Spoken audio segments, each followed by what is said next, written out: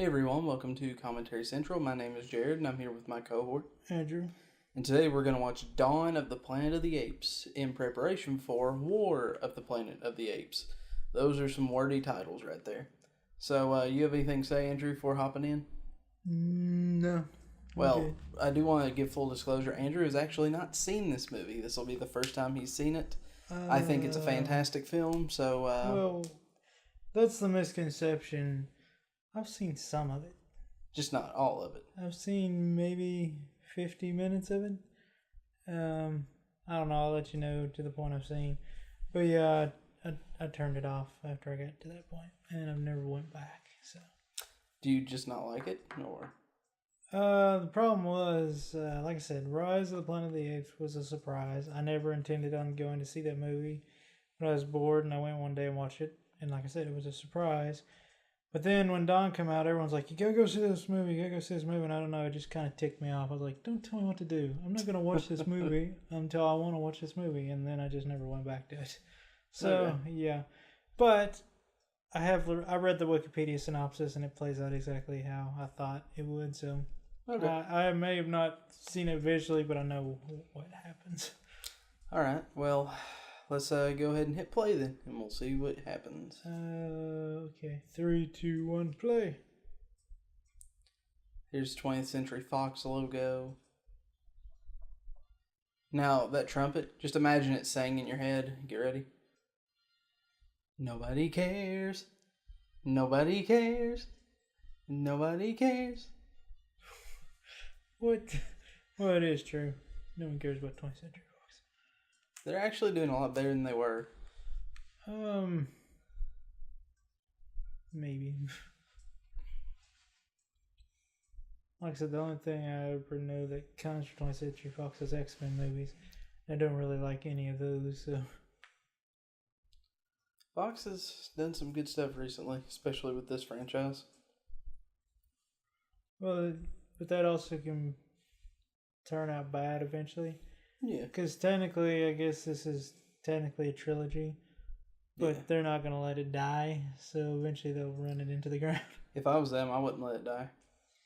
I love this opening montage, though, because it gives you all the setup you need, and it's in a quick opening shot, and they don't have to really discuss it further.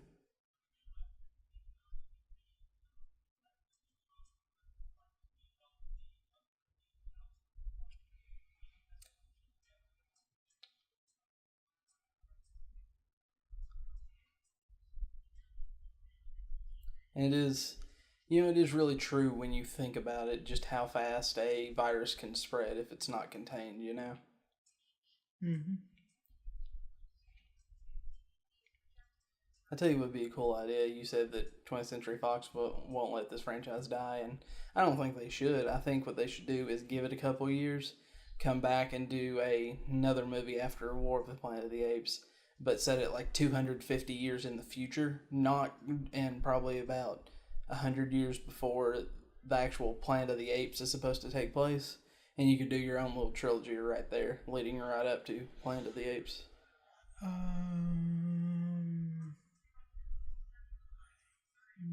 Yeah. Actually, I've never seen the original Planet of the Apes either, so. I've seen bits and pieces, but I don't think I've watched it all the way through.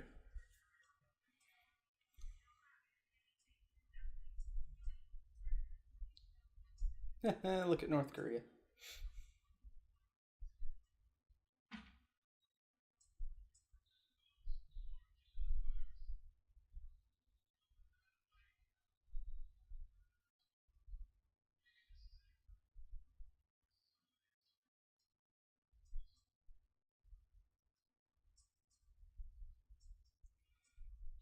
That's a very chilling line. I thought it was done very well. Everything just goes dark.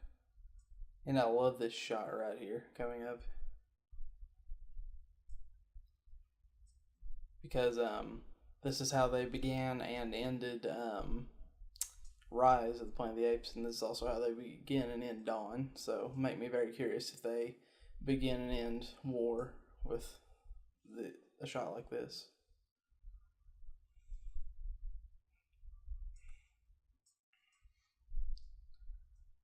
the I have watched this movie somewhat recently, and I will say the CGI in this movie is utterly fantastic. There are a few shots where it gets a little video gamey, but for the most part, the CGI is just stunning.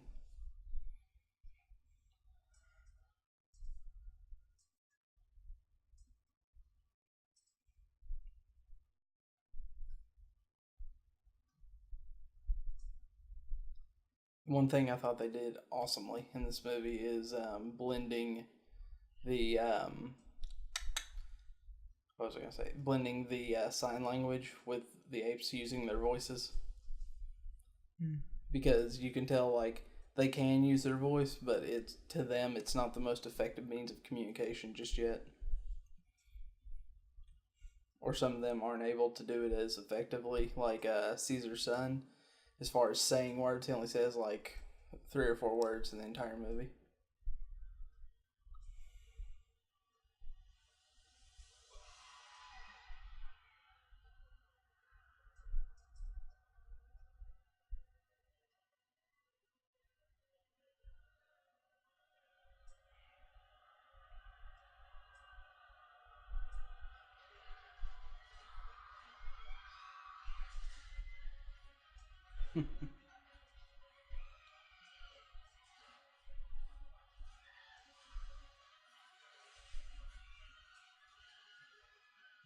I love how the gorillas are just like moving weapons platforms. Only problem is you'd think they'd figure out a better way by now of doing this. Yeah, I mean, Because, I'm just saying. They got pretty ran over just then. they did, but apes are a lot tougher than human beings, so they can probably take that. And not to mention that they're probably not using human technology because one, they don't fully understand it, and two, like it just they're not comfortable with it. I mean, not even human technology. Just, they just ran in front of a charging stampede. True. I find this scene unbearable. Incidentally, I think that's like the son of the bear that killed Leonardo DiCaprio. Or almost killed him, rather. Just joking, but yeah, that was a terrible joke. I apologize, audience. You didn't deserve that. What studio was whatever? The Revenant? Yeah. It might have been Fox, actually. I don't remember, though. I mean, I know it's not, but yeah.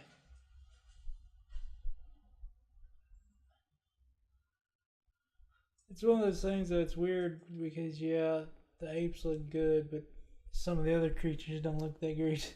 Yeah, the deer were a little, or I don't know what those are, caribou, elk, whatever. They looked a little iffy. Yeah, and even the bear's not that great. In the face, especially. Yeah. Looks good right there when it's dead. Yeah. Yeah, I'm just like, well, they blew their budget on the monkeys. That's okay. I can totally forgive it when the monkey CGI is that great. That would hurt so bad.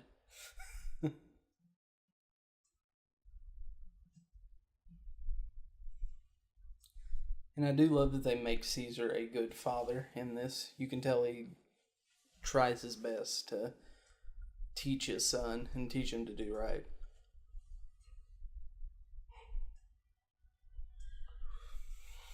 Apes on horses. Mm-hmm.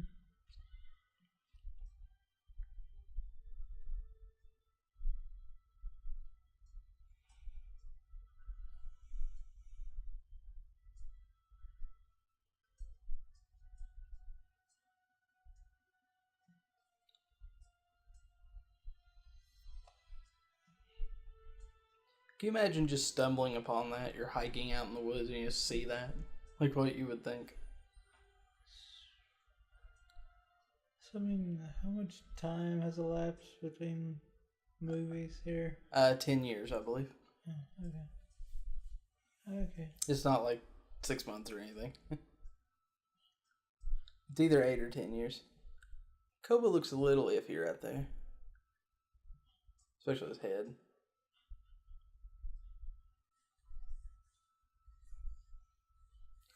will say the best CGI in this movie is on Maurice the orangutan. You could not tell that is a CGI creature.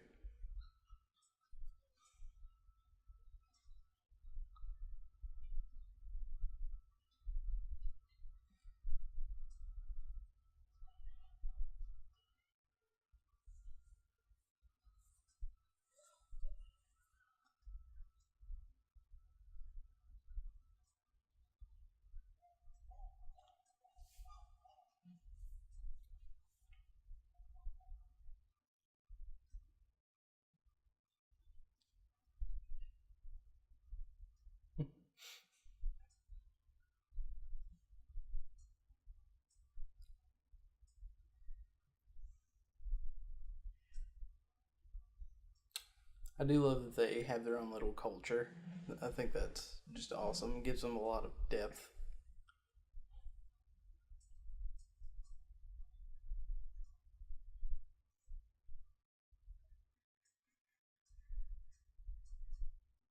You got Caesar's wife right here.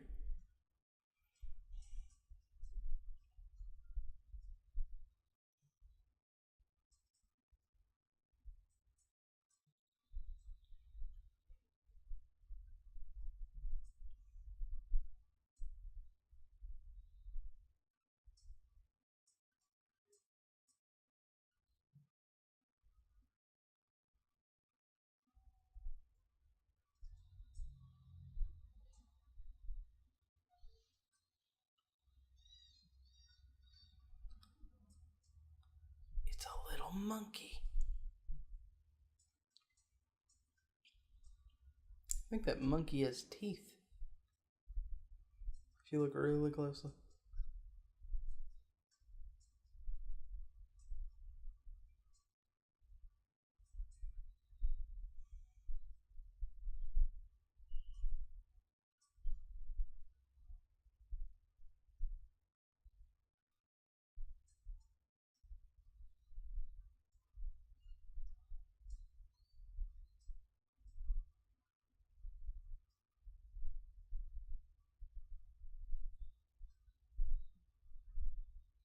Man, that's good CG. You're probably going to hear that a lot, audience.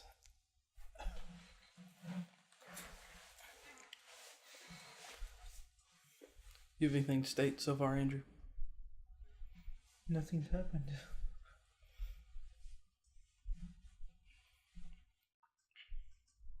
I will say wet fur still can't do that right though. You don't think? No. I mean they're not wet now. Maurice's head kind of is.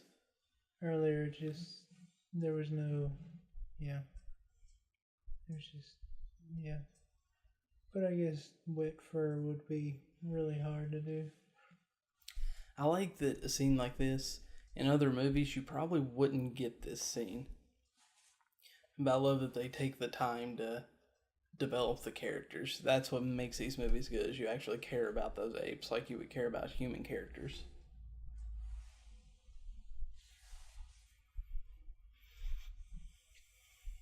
Yeah, 10 winters now. Last two, no sign of them. So it's been about 10 years. And I only think it's been, I think between Dawn and War, though, it's only been like 3 months. Okay. Which makes sense. Considering how this movie ends.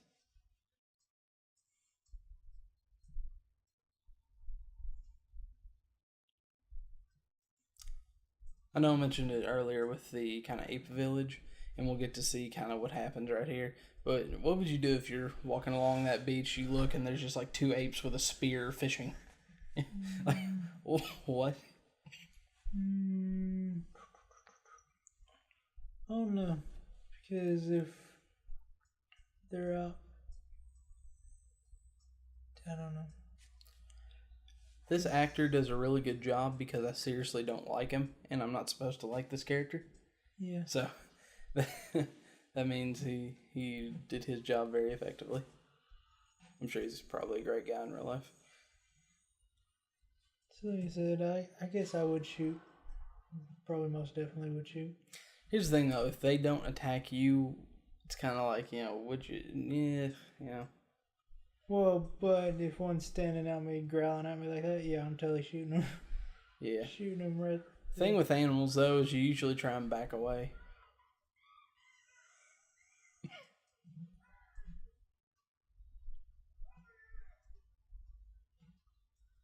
But, okay, I know it's their fault or whatever for the death of humanity, but they never, they never did anything. It wasn't directly their fault. So, if you want to blame anyone, you need to blame Genesis, the company that made well, the yeah, I'm disease. just saying, I mean, like, I don't know.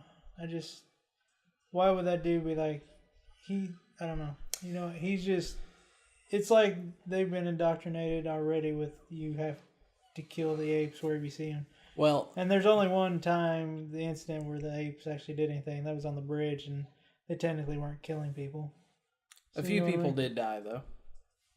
Well, the ones that needed to.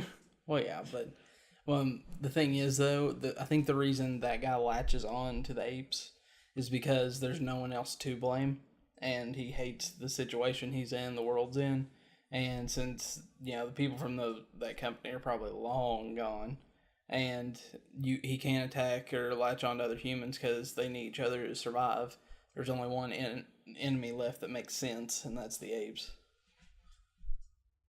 It's probably just a place to direct his anger, whether they intentionally did anything or not, which they didn't.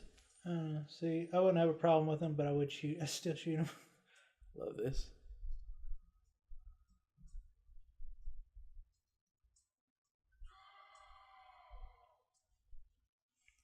That would be the freakiest thing ever.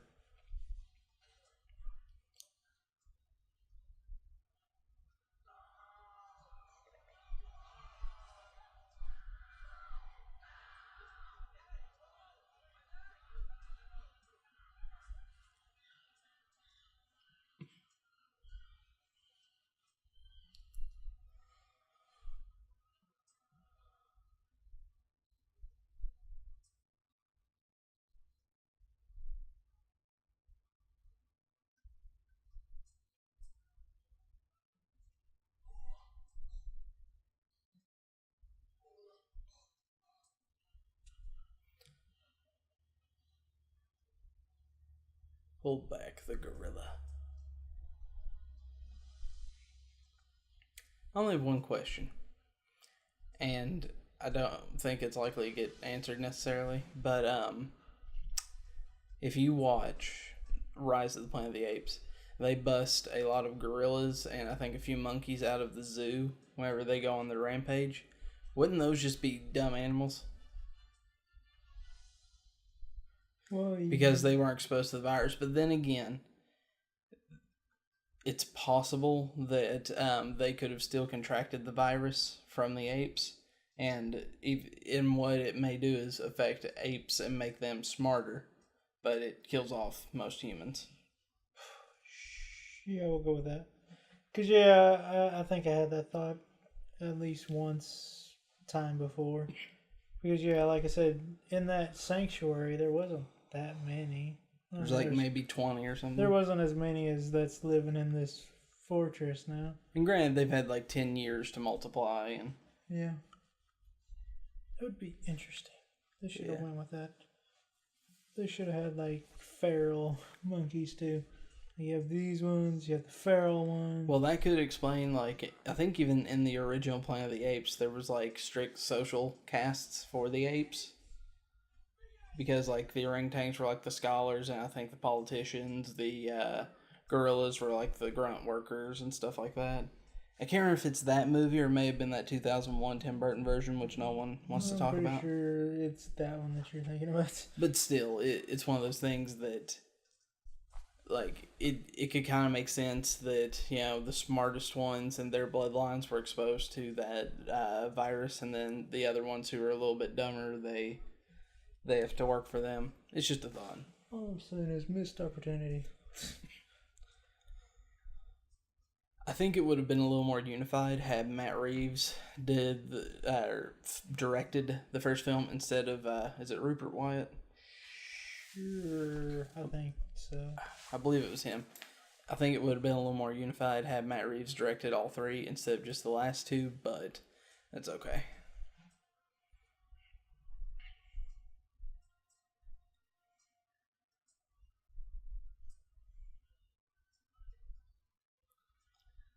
I like the human civilization here. I think it's kind of cool. They picked pretty sure it's a train station, like the rail car station, maybe. Mm-hmm. It's pretty cool. They all kind of gathered there in the surrounding buildings and built a little village.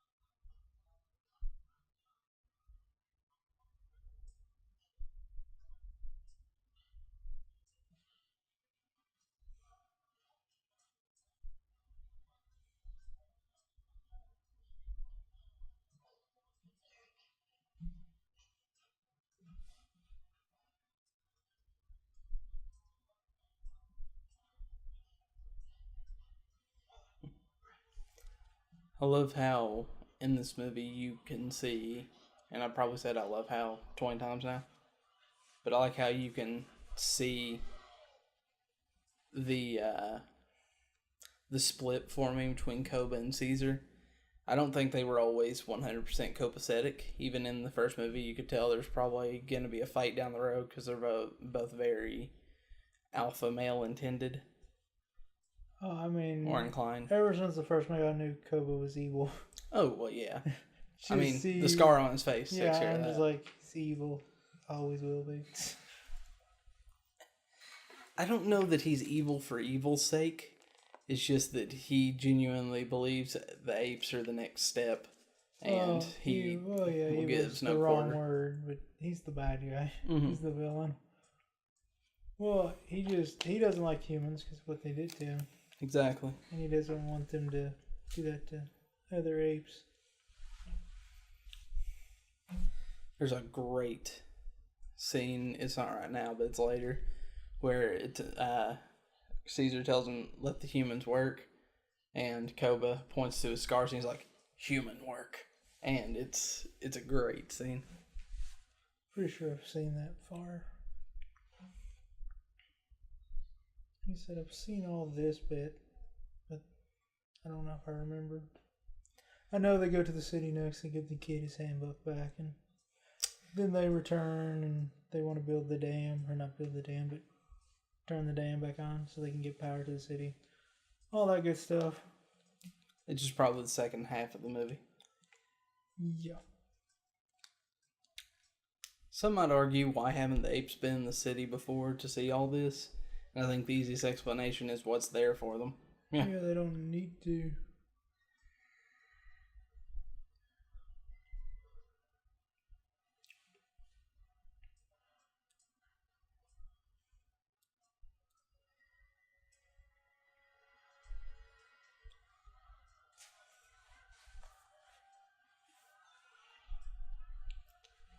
I love that one extra just in. He's trying his best not to smile. It's the problem with some extras, you know? Yeah. There's always going to be that one. Still, Gladiator was the best one I've ever seen. Yeah. That opening fight scene. Just three dudes standing there. They're just standing talking. there and everyone's fighting around like, could you not even just take a hint? Do you think everybody was just practicing? I just don't know how the filmmakers missed that. Yeah. Or maybe they just didn't have another shot and we're like, okay, we have to use it. Oh, yeah. I'm almost likely.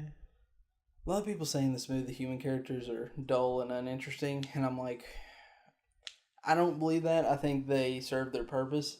But this movie was not about the human characters. Yeah. But Gary Oldman, he's always great. So, this dude Malcolm, what is his role specifically? I think he's like he's one of the smarter dudes there, and I think they just use him as a general problem solver. It's not stated, I believe, what his past experience is, but I wouldn't doubt it if he was like a professor of technology somehow. I mean, it's just, I always have that question when one human always just seems to step up for no reason. Well, I won't say no reason.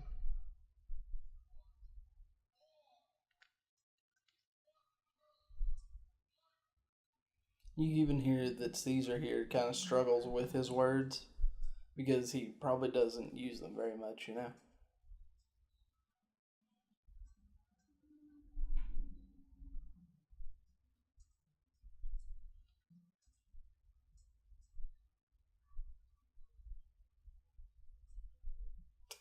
Just throws it.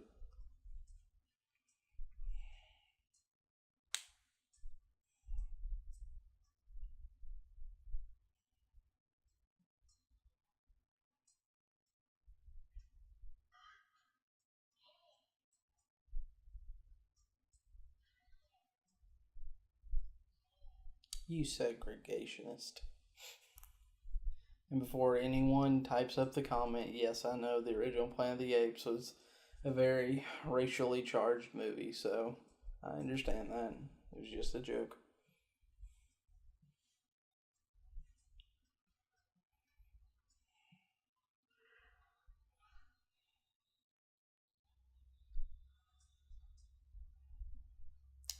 I think it was one of the people from Collider Movie Talk that said this, and I believe it's 100% true.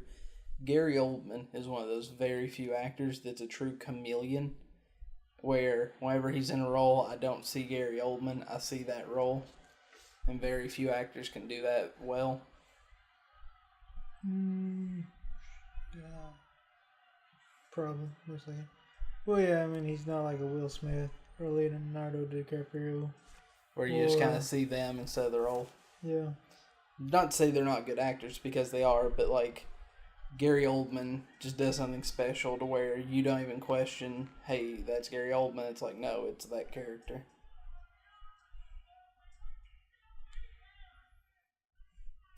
But I think to an extent he'll always be Jim Gordon.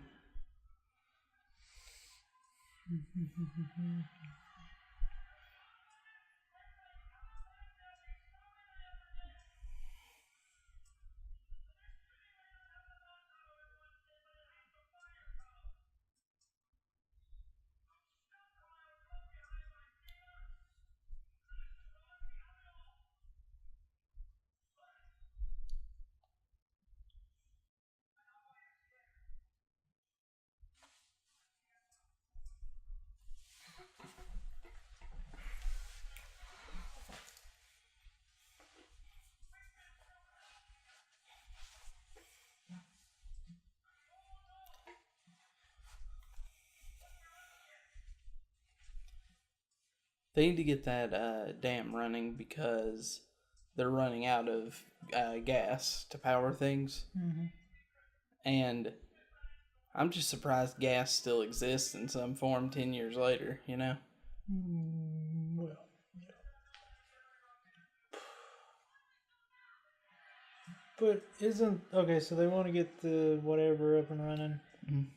Mostly just to contact more humans or the warships or whatever. Well, it's a dual purpose thing. They want to get the power running, but in doing so, they can contact other people and see who's out there. It's not necessarily that they want to contact warships. It's just they're trying to see who else is out there. Only problem is they could have done that anyway. How so? They've got fuel. They've got diesel. They don't have a lot of it, though. They have enough to live a bit, to live right there. But if they just packing everyone up, especially that many people, and moving them, is a near impossible task. That's why they had to congregate in San Francisco. Like I said, all I know is they've had diesel for 10 years at least. They've could have contacted. He didn't say that. He said that. I'm just saying, for me, just saying, I haven't seen all of it, but I do know that one part is they do contact the military or whatever. Mm-hmm. They could have done that earlier, is all I'm saying. I don't think so. I think that the diesel, it only runs, I think, I don't even think it runs the lights in that place because remember the lights weren't on. So the only thing it probably runs are vehicles, and if the soldiers are on warships, they're obviously way out there, and you're not gonna take a boat and try and cross the ocean whenever you're just trying to survive. You know what I'm saying? Yeah. And plus, I don't think they've had that for 10 years. Odds are they've probably only been here creating a community for the past few years, if I had to guess.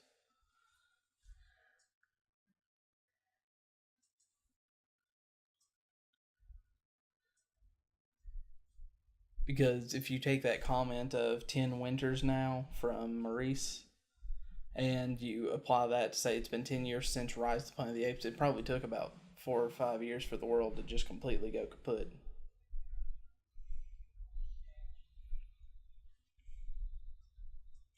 Maybe not quite that long, maybe 2 or 3 years, but still.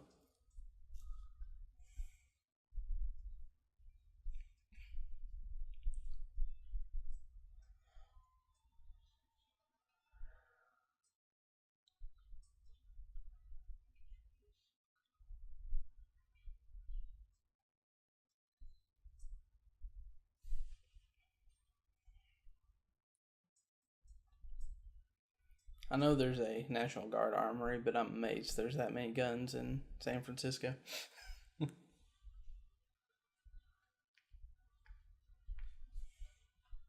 I love his room here because just looking at it, it's all just thrown together and bits and pieces of everything.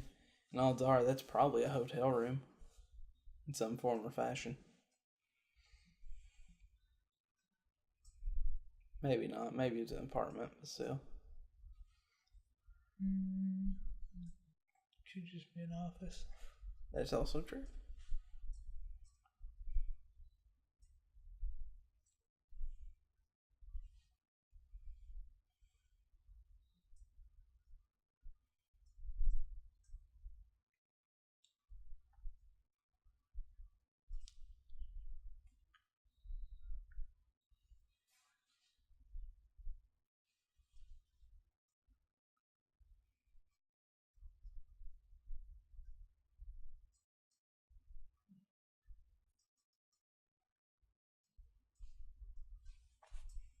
I believe that actress is Carrie Russell. Is that the daughter of Kurt Russell? I mean, I know that's who she is, Carrie Russell. I'm gonna have to find out.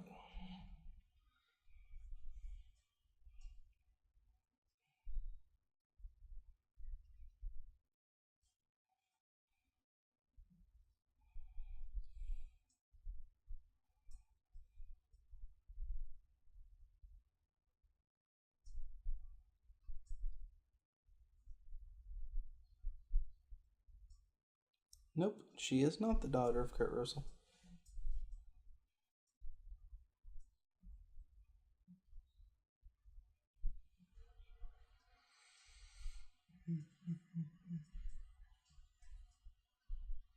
First of all, I'm going to say they should have never took that one guy with them. They made a reason why, though.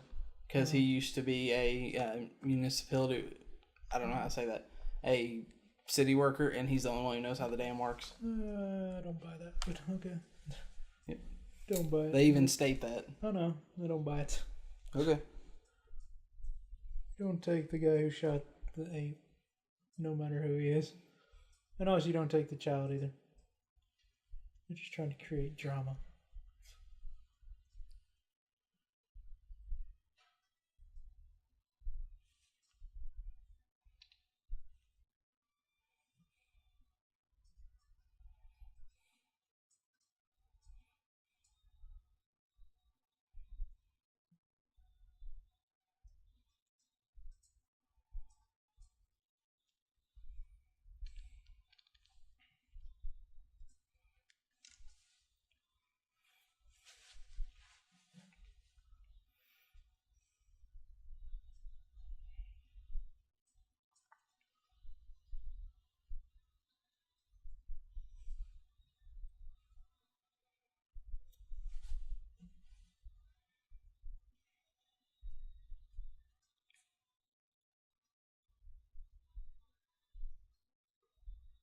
Gee, that's not creepy at all.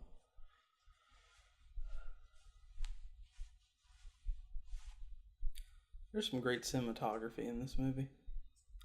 Here, and especially where they come to the human and ape battle. Just some great shots.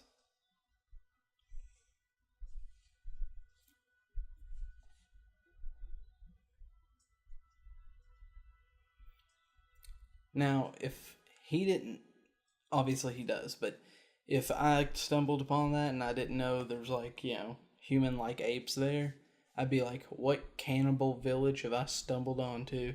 You know what I'm saying? Oh yeah, no, I'm not going in there. No, it's like it's like a group of crazy cannibals made a hovel in the mountains. I'd say, hey buddy, what's up?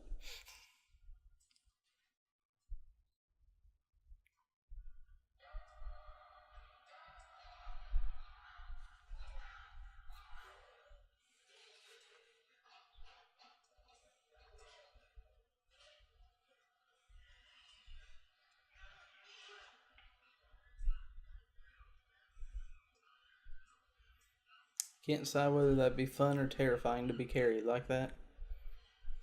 Oh, it's terrifying. There ain't nothing fun about that. You're being carried by 4 giant smart gorillas. What's No. not cool about that?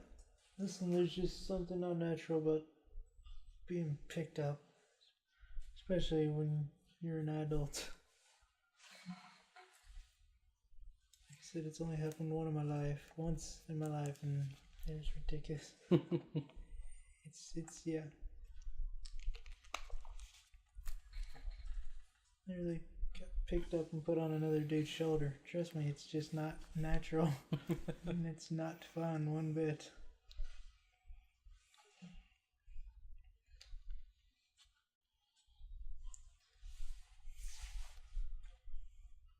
The look on Caesar's face. Or Andy Serkis. Who needs an Oscar? Maybe not for this role, but needs an Oscar.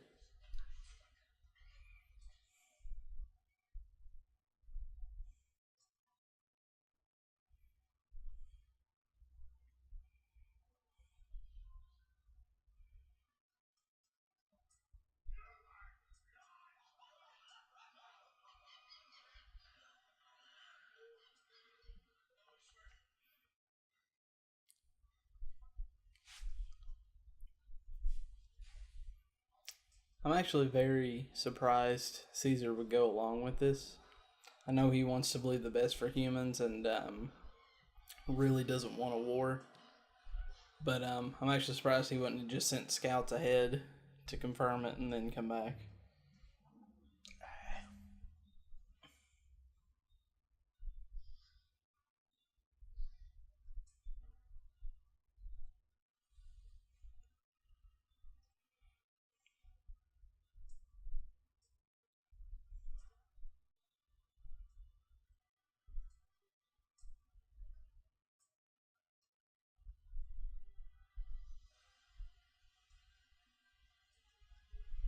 Makes me wonder, did the apes do that, or is that just an accumulation of I'm branches pretty sure over they years? built that.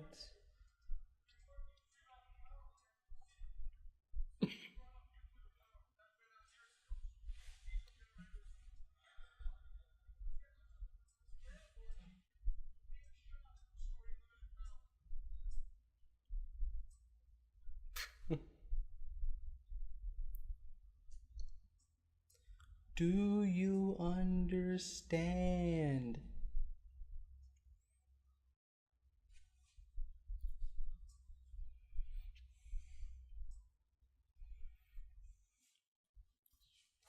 Makes me sad I haven't seen Jason Clarke in as much recently. He was in that terrible Terminator movie, which I never saw, but here is terrible. I'm okay with like half of that movie. But like, you just I haven't seen him other than that. That was a couple years ago.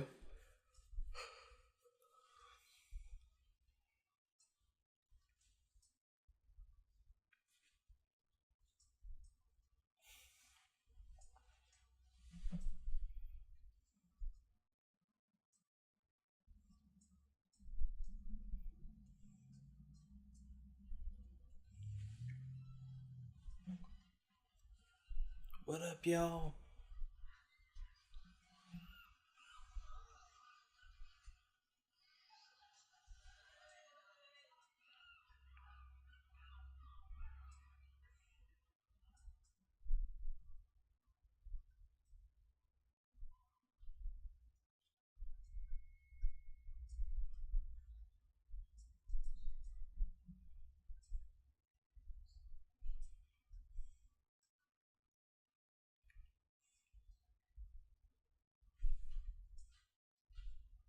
That's just a shame right there.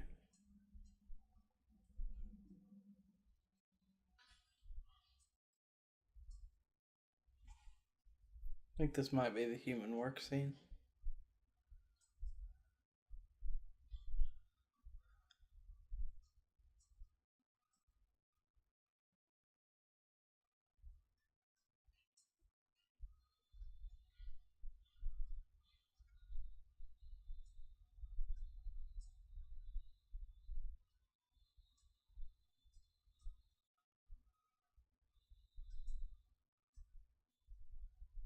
Yeah.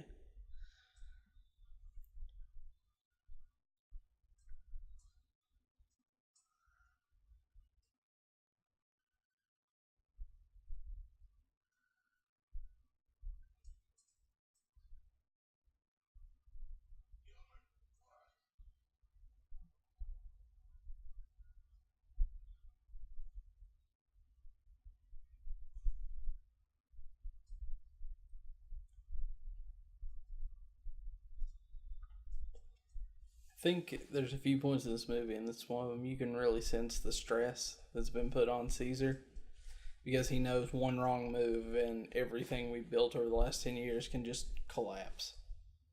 Mm-hmm.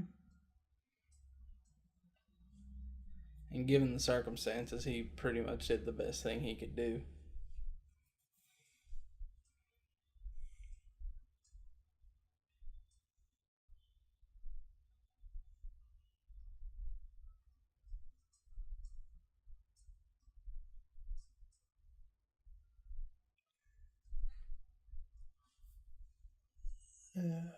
This is off topic, but how do you feel about subtitles in general? Like, well, not subtitles. I mean, like, well, like watching like, oh yeah, let's go ahead and subtitles. Like, watch anime and stuff like that. Mm. You have those purists, or like, it was recorded in Japanese and need to stay in Japanese. Well, I don't speak Japanese or know how to read it, so. Well, no, but like, I watched One Punch Man. It's like the only anime I've ever watched in my life. Mm. But it was on subtitles. And I don't know, maybe I'm just kind of lazy. It doesn't bother me, but it's just like, I kind of wish this was in English, which there are dubbed versions, but. My biggest problem with subtitles, and I'm one of those people, I don't hate subtitles. Like, if a movie interests me, I'm going to watch it whether it has subtitles or not. But that's not the make or break factor for me. But I will say some movies like Seven Samurai, I have yet to finish that movie because it's 3 hours long and I really want to see what's happening on screen. But when there's subtitles there, I'm focused at the bottom of the screen where the subtitles are and not on the characters' faces and what they're doing and what they're saying. So to me, that takes away from the experience somewhat when there's too many subtitles. If there's a scene or two, that's all fine. But whenever the whole film is in subtitles, for me, it's one of those where I'm going to have to watch that like multiple times if I really want to get everything that's there. Yeah, like I said, I'm just saying because these scenes here are very small and the words are only like shorter than a normal sentence, so it doesn't really matter, especially the ape scenes. It's just I was just thinking about that. Oh, I want to clarify real fast. The reason I haven't finished Seven Samurai is because where I'm trying to focus on the screen and the words, doing all that after like an hour gives me a headache. So it's really hard to like watch that movie for 3 hours when you're trying to do that. Yeah, I don't know. See, Seven Samurai wouldn't bother me. I've watched some of it. I think I've watched an hour and a half of it or so, because it's a slow movie. Yeah. Like more like modern foreign films or whatever, they go a little more faster. So yeah, I would. But really, a lot of them are also heavy action movies, so you can kind of just you don't really need to worry about what they're talking about. You can kind of pick up what's going on. And that's the thing. I don't want everything to be actionized to where you don't have to really know what's going on. It's super easy to pick up. Like, for example, there are certain movies, not gonna single them out necessarily, but like the Transformers movies. Gonna be honest, you can watch a bit of that movie. Like, if it came on TV, you could watch a little bit of it. It goes to commercial, you zone out, maybe you miss 5 minutes when it comes back on. You can come back and, like, you can do that a few times and still understand what the story's about. And it's okay that some movies are like that, that's fine, but I enjoy movies as well that challenge you to think and that you have to pay attention to understand. I think those movies are where you really get fed in your soul, if I can say it that way, because I enjoy a dumb fun action movie from time to time. That's all great, but for a movie to really satisfy me, it has to have a really good story. And most of the time, the way to have a really good story is to keep you invested and listening to each line each character is saying.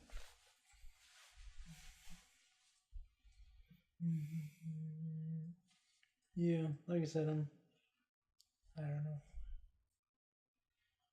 Well, yeah, like Transformers is too. Yeah, I guess I'll just hate it. That's a little too dumb fun for me. Oh, absolutely. I can't even enjoy those. But I think the first one's good. It's just the first one's good. The third one's watchable, but 2, 4, and I haven't seen 5, but I'm sure they're all bad. I don't know. I like I like a little more action. Like I said, this movie's a little slow for me, just a hair. As long as I care about what's going on, I'm cool. Yeah. This may not be the ideal movie for, just like a kick back and relax. But if you want to watch something that has a little bit of depth to it and has a good story, this is a good choice in my opinion. And we'll get into this when we do this commentary, hopefully later this year, but like The Dark Knight, what a great movie. I mean, an absolutely great movie, but I can't just pop that on anytime. I got to be in the right mood to watch that movie. Yeah, that's true. I got to really want some story depth and things like that to sit down and watch that movie, whereas a movie, a different kind of movie with a little more action, humor in it, I can watch about any time. Yeah.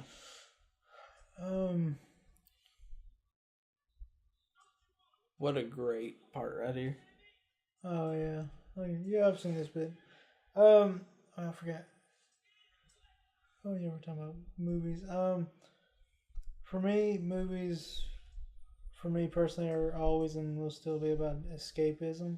Mm-hmm. So that's why I'm not a huge fan of like the indie stuff and like the super real world. Yeah, that's why I know you kind of like war movies. I don't like war movies because they're too real for me. Yeah, you watch like I don't know the opening scene of Saving Private Ryan. That's just too intense for me. But I'll go and watch like John Wick, and it's like 80% just headshot after headshot. Yeah. And it's fine because it's. But it's a different type of seriousness. Yeah, and it's like I said, it's just stylized. It's more like a dance. But that stuff on the beach actually took place, and that's just like. Holy crap! I don't go to the movies for that. Right. Movies were originally the biggest the highest attendance of movies is still was in the Great Depression because people wanted to get away from what and was that's happening. why those movies it's sad because a lot of people see those movies nowadays and they think they're kind of goofy because they're so colorful and splashy. Yeah, but I love that. I just love that aspect because that's what I don't. Yeah, once again, I just like the escapism of it.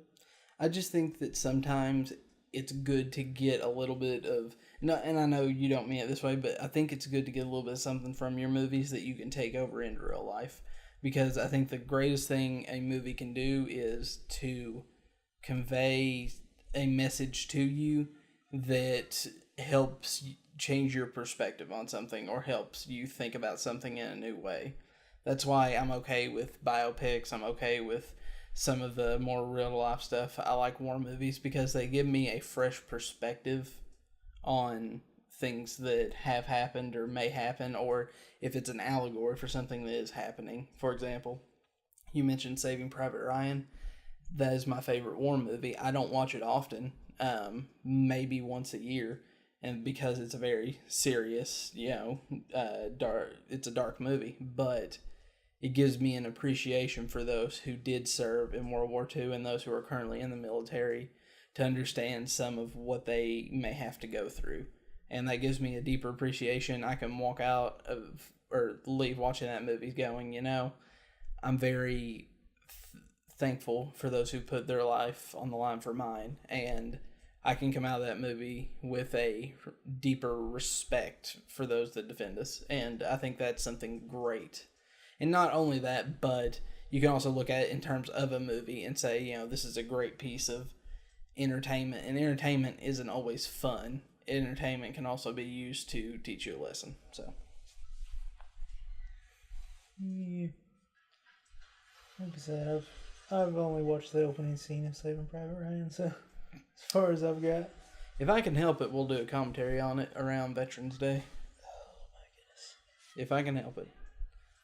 At least that way you can say you've watched it through once and you won't ever have to do it again. Yeah, we'll see. Well, actually, I don't care. And I can point out some really cool stuff in that movie. Yeah, that's one movie I do want to watch eventually. I just have no reason to. Veterans Day, man. If we can swing it.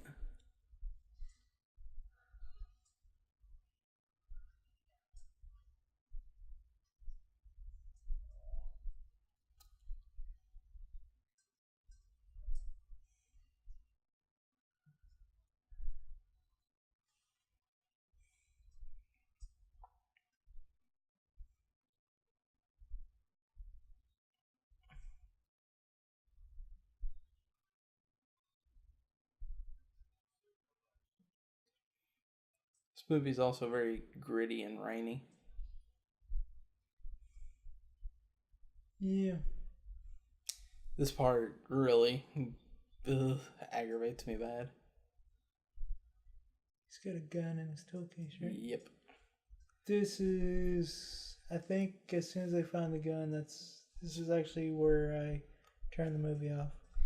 Like I heard someone make a comment that they thought it was unbelievable that guy would still have a gun, and another person who was on that panel with him was like, "Dude, I know people like that would keep a gun in there even if they were expressly told not to." And everybody I think knows a person or someone who you would suspect would do something like that. Yeah. Well, it's like when you see the stuff about Appalachia on TV. Yeah. And there's a small bit of me that it makes me angry, but then I'm like, well, I know someone like that down the road from my house, so I can't say nothing too much about it. Here's the thing about stereotypes: there's always just a little bit of truth in it. Oh, yeah. So.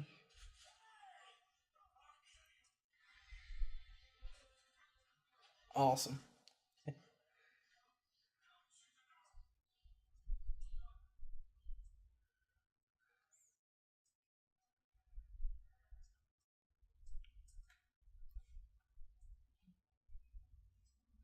This is a powerful image right here.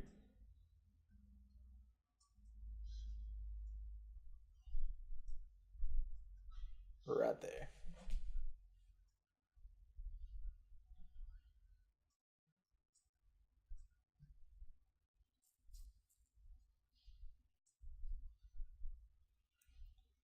I do feel like, and I know it probably wouldn't matter to Caesar at this moment, but I do wish he would have said, "I had no clue he had that." Yeah.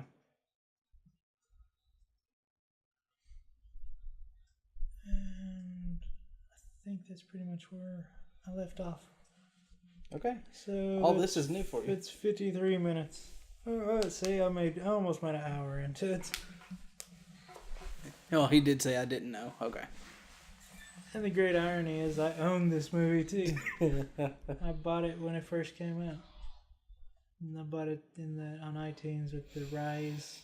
You get both Rise and Dawn for like $20. It was a really good deal back then, whenever it first came out. Yeah, the only problem is probably had to pay $20 for the next one.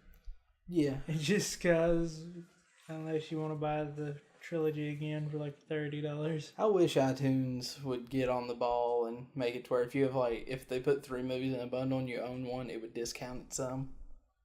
Yeah, I agree with that. I wish they'd get on the ball with that. And if you didn't know, we buy most of our movies through iTunes. Oh yeah, I don't like discs anymore. There are certain movies I want to buy the Blu-ray for because, if anything ever happened to my digital copies, I'd want to still be able to watch that movie. So, I just like the fact that I can have them all with the press of a button instead of having to switch disc. But the only problem is it's like music. You buy so many that you actually don't end up watching half of them. And it was actually you that got me into iTunes movies. What? Yeah, it was you starting to do that. And I remember one time, I think I bought one just to kind of see how it went and see if I would enjoy doing it that way. And I kind of did. And ever since then, I've been building a collection. The only problem is, like I said, I buy them and it'll be a long time before I watch them. I still have movies that I enjoy watching in theaters or whenever I caught them on TV, and I bought them because they were on sale on iTunes, and I have yet to watch them.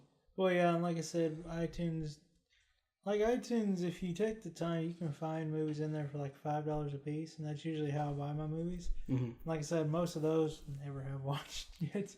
Like movie Gravity with Sandra Bullock. I think that's a really good movie. I bought it when it was like $4.99, and I still haven't watched it. Let me see.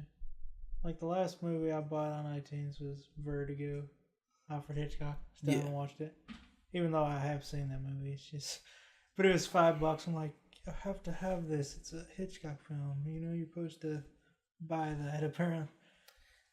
Dude, I've seen Vertigo, and I'll just be honest with you. I didn't care for that movie. I know that's near blasphemy for some film people, but whenever I watched it, I really just didn't care for it. I thought it was slow and uninteresting. If I'm just being honest, I appreciated some of the camera work and stuff for that time, but I don't know. I think I might like Hitchcock more than, because I think the dude was eccentric, but in a good way.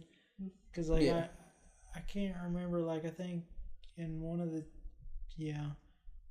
like you said, he would always cameo in his movies, mm-hmm. but also he would always do trailers back then were weird. I don't even know why they did trailers, but he would literally walk through I remember the trailer for Psycho. It's 8 minutes long, and he's literally walking you through the set, the house, and then it'll intercut with the scenes of the movie. And then also with birds, he does that too. He's in his study, and then he hears something at the door, and he opens the door, and then it's the scene of the girl screaming when the birds are attacking. Which is and it's pretty genius for the time. Oh yeah, I mean, I won't deny his filmic talents, not at all. It's just, it's something. It's on me. It's nothing to do with those movies, but it is really difficult for me to watch a movie made before the year 1960, and it just has to do a lot with the pacing of the film, because films, kind of 1960s and on, were paced a lot quicker than the movies before that. And I'm not saying those movies before then weren't great movies. It's just there's something about it. Whenever I watch them, I just check out. And see that's interesting, because I won't say I love, but I kind of enjoy watching movies from the teens up through the 50s. Mm-hmm. I especially there was a period there where I was real into silent films. I remember that. Just because people think what happens in movies today are just like. I was surprised when you go back and watch those science films that they were doing stuff that we do today. You thought it was something that they do today, but they were doing it in 1916, and it's just like, that's kind of cool. I think I like it more just from the historic standpoint, because I love the history of movies and how we got to where we're at, and like this old studio systems and all that good stuff. I think a lot of that's cool, and I like to learn about it. And I actually like some of the original, like 19 teens, 20s, and maybe even 30s movies because they had to be kind of short, quick, and to the point. And I really like that. It's just when you get into like the 40s, 50s, and maybe the early 60s, is just where they kind of lose me. There are a couple movies there that I like. It's just, for the most part. I will say, like, the dramas, they are really long and slow. Yeah. But the comedies, I think, were the best part of that era. They knew how to do humor back then. And by the way, just to reference what's going on screen, I love this fight right here because it's just like, I know they're not quite friends, but it's kind of like two friends who have just like reached their boiling point and have to fight it out. Yeah.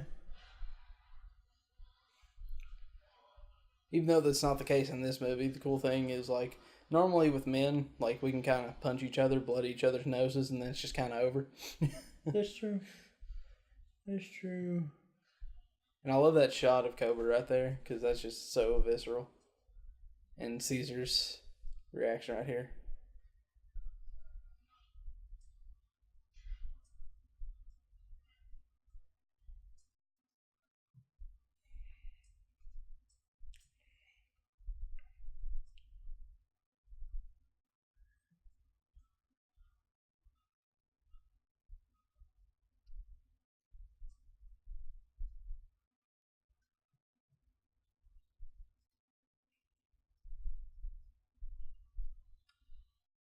And who plays Koba the ape?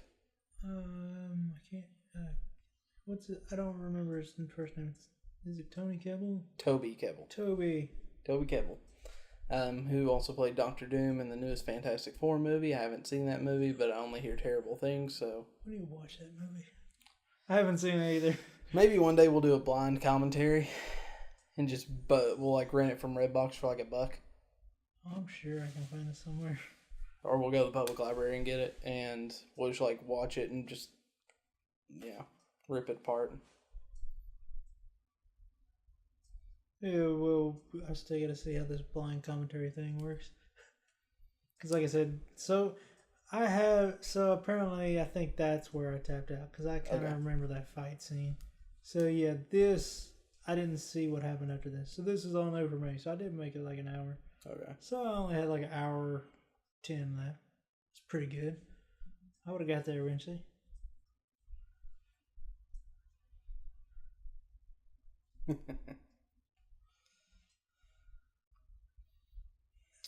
Is it just me, or does Caesar's son, does his face just look a little bit too smooth? Yeah. It just a little bit, not much, but... Well, he sort of, yeah. It's, yeah.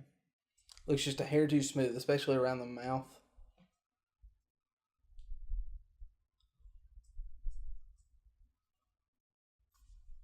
And I guess, well, I don't know. He's technically... He's a young ape. Well, yeah, and he's, I guess, technically, I don't want to say new breed, but he's like the first one technically born from... He's the first altered generation. Yeah, so, I mean, I don't know if that plays a part or not, but... I love this scene right here. Just this, like, exchange between Maurice and, I forgot this kid's name, but between them. He's Nightcrawler from Days of Future... Not Days of Future Past. The other one. Apocalypse. The last one. Yeah, that one. That he is. His name's Cody Smit-McPhee in real life. I don't know the character's name. I think he's Australian, too. Is he? I think so.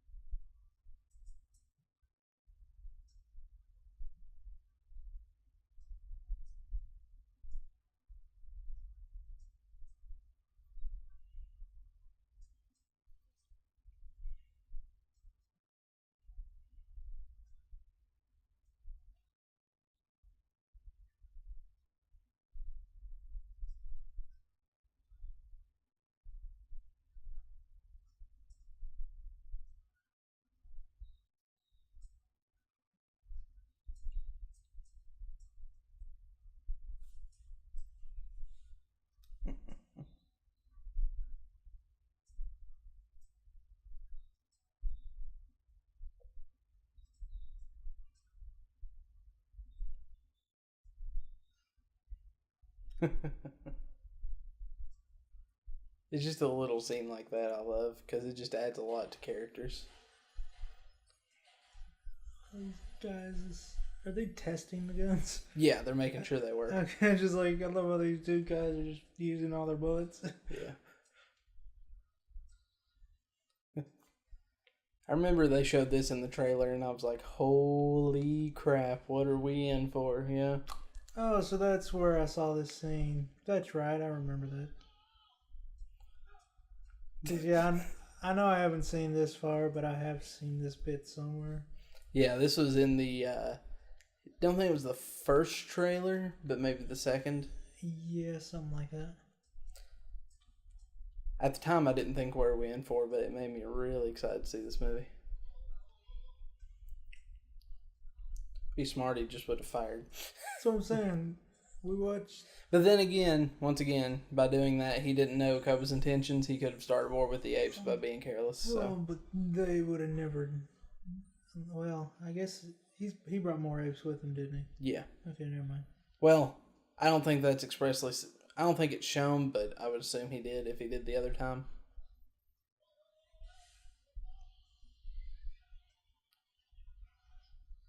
And I think they also may have released this as a clip or something. Yeah, I think you're right. I think it was cut down, though.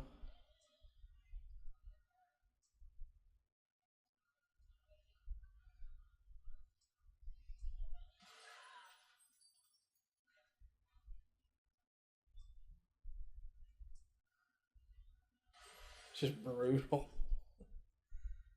And the look on his face.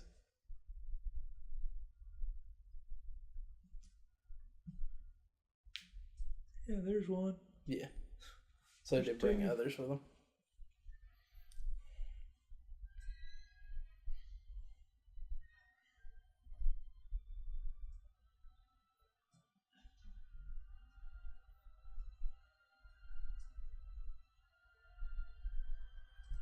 No, I don't know how dams work, but so is there no electricity required to run a dam?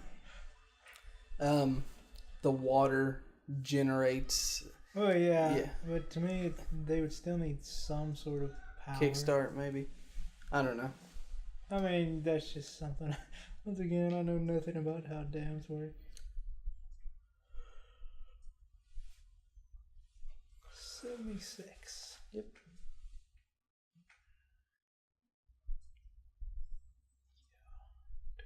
I don't know if I've ever seen one. I know there's no one around these parts, but I've seen them. I think I've been to one before. I mean, you've been to one gas station. You've been to all of them. well, yeah, I'm just saying that type of gas station. Yeah, like I said, they're all the same. We gasoline $6. It's not. Well, too- that would be the Not- cent slot. Well, it could be six. Well, but it said. In California, it probably was $6. Well, but yeah. It's not. They start playing music over the intercom.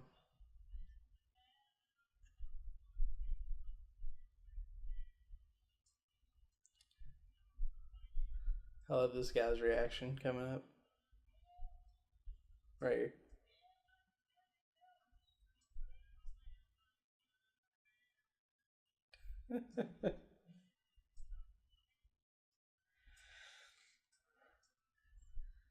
Like I said, yeah, I wouldn't be good in a situation like this. No electricity. It's one of those things you just have to learn to live with it, yeah. Or live without it. I'll be alright during the day. It's nighttime. It's too quiet. I can't stand quiet. Fire some live ammunition over your head if you want. Like I said, I don't like, yeah. Like I can't, like some people just go to sleep in the silence. I can't do that. I can't sleep in the silence. I need noise. Even though he was a jerk, I still feel bad for him. Does he die? Yeah, Oh, good. It's his fault. kind of is. Well, actually, to be fair to him, he probably would have died either way.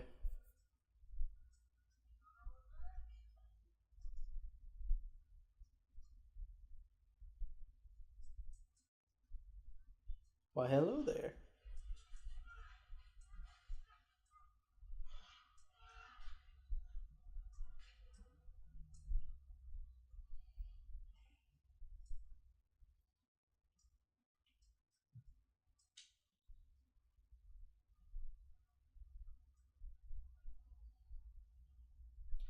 Even though Maurice is a male orangutan, it was actually a woman who did the motion capture, I believe. I think you're right.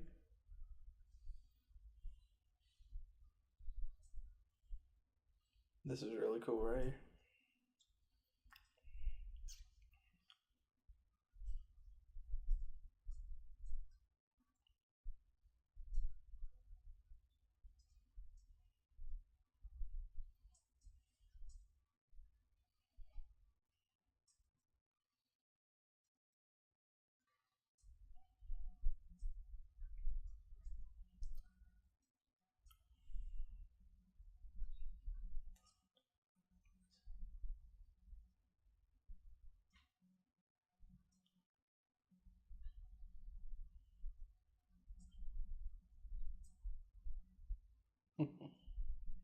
Monkey love.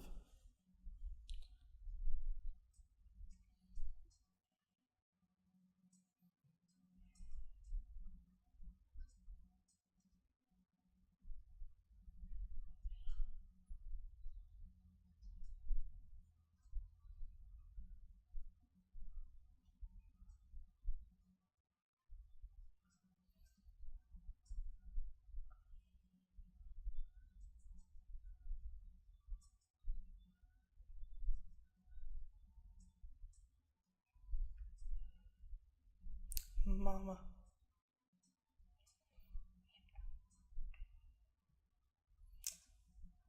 I remember being in the theater at this part.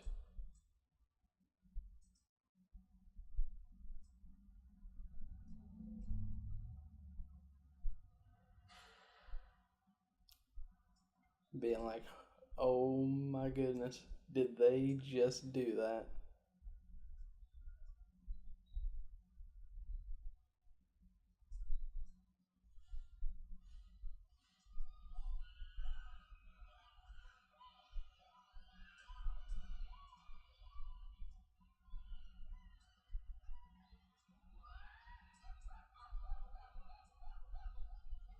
Genius. I'm telling you.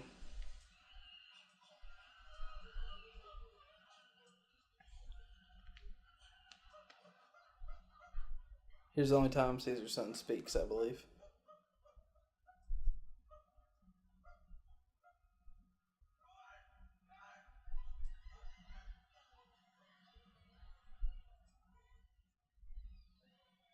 I was just gonna ask, does he ever speak? That's the only word he says in the movie too. And then, boom, there's Koba to take command, right? Yeah. Genius. It really was. And before I knew what happened in this movie and they found Caesar alive again, I actually thought they had killed him for good, and I thought, oh my goodness, this is how it happens. Because in Planet of the Apes, the humans are like slaves and imprisoned and stuff. And it was like, this is how it happens. This is, Yeah.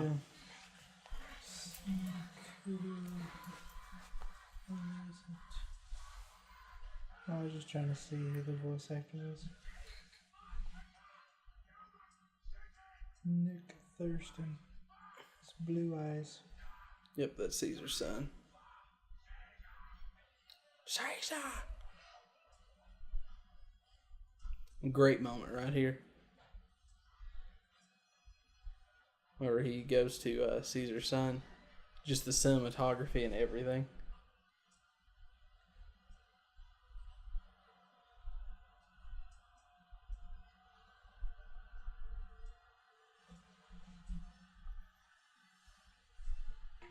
Yeah. I'll give awesome. you that one.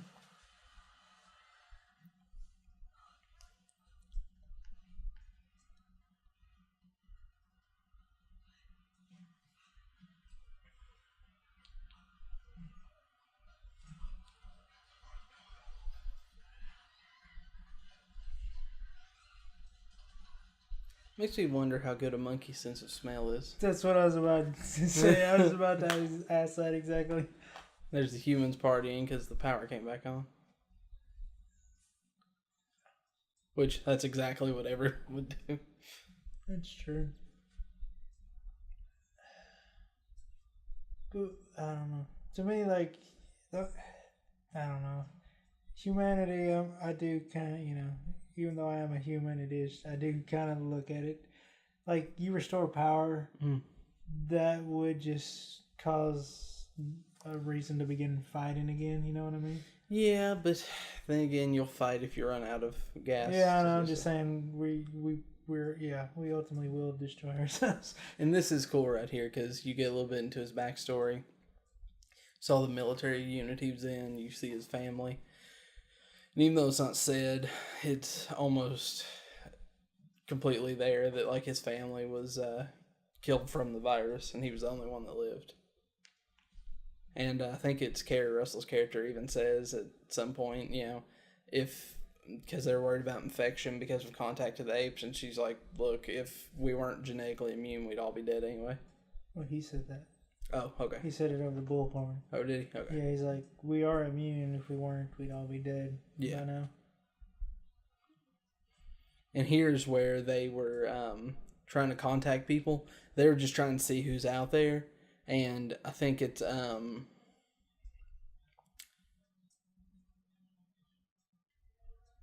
think it's not right now, but where the apes attack, that's when they finally start to get a hold of someone. Or it's once they're down in the catacombs. See, these guys were smart.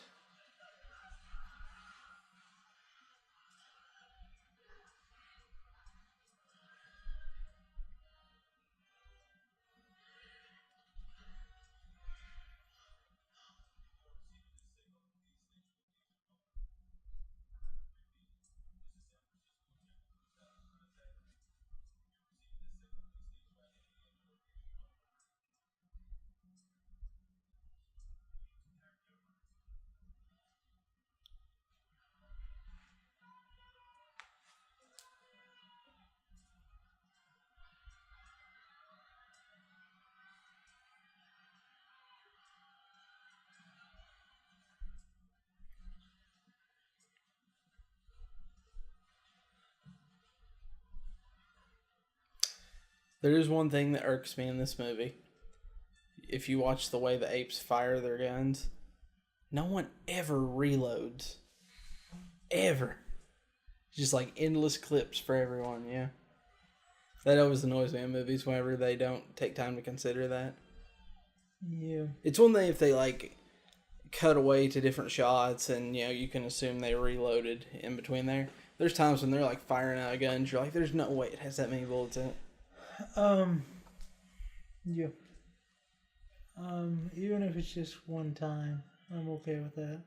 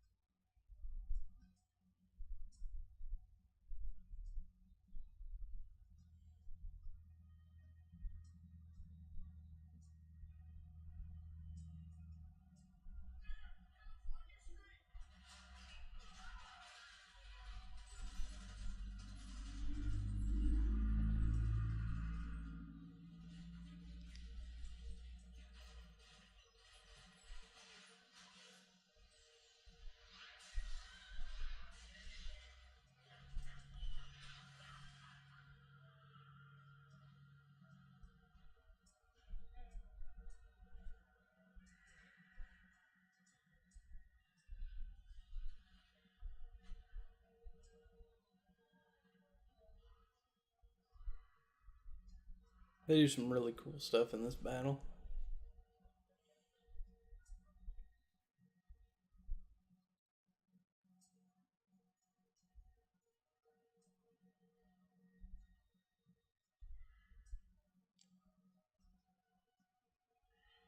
like the guerrillas or like the battlefield medics trying to get the wounded out.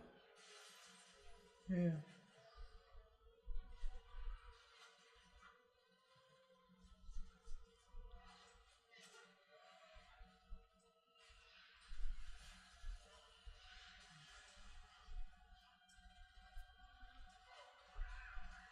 And that right there shows you Koba's leadership style.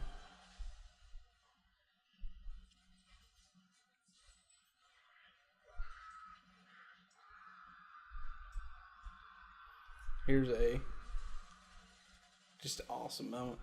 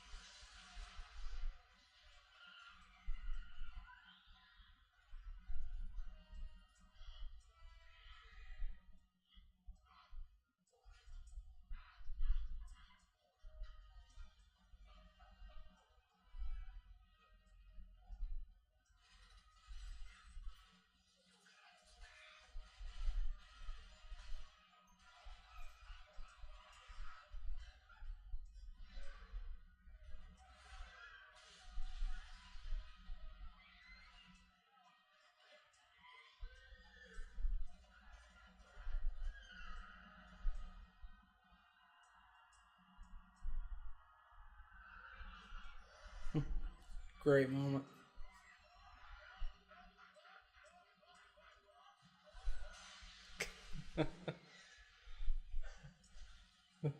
Holy crap.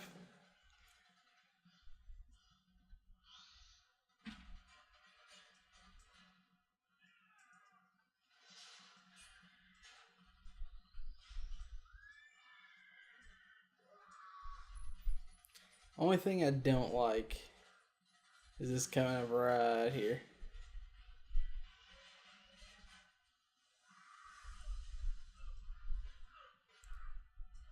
Just how easily he defeats this tank. Is it one of those? Because I'm like, you don't show anything. well, And it's not that, because, you know, you get an ape inside there, you don't kill everyone. But, like, doesn't that have a hatch that dude could have just, like, dropped down and pulled over so he couldn't get in? That's true, too. But it's possible it may not. It may just be one without. If that's the case, then okay, I understand. But...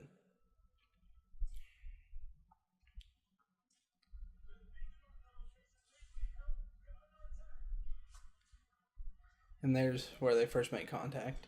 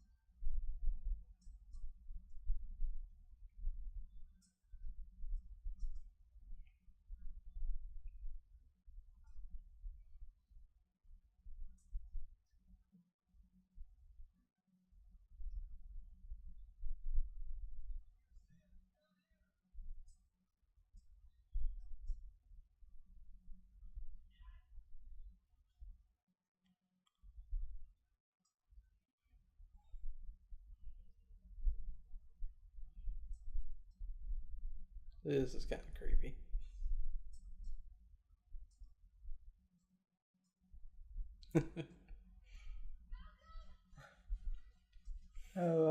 Yeah. With the eyes just right over. If you notice now, though, Caesar now has a mark on one shoulder and now a mark on the other. Yeah, that's true.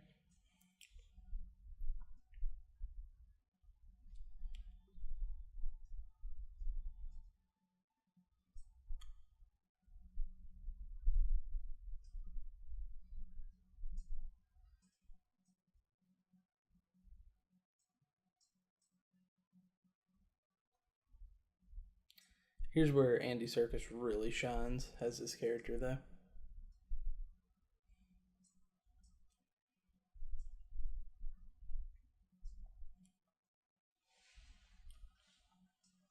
Like I said, yeah, give him an Oscar, but I can't give him a best actor or anything like that. Just simply because there's too many people involved.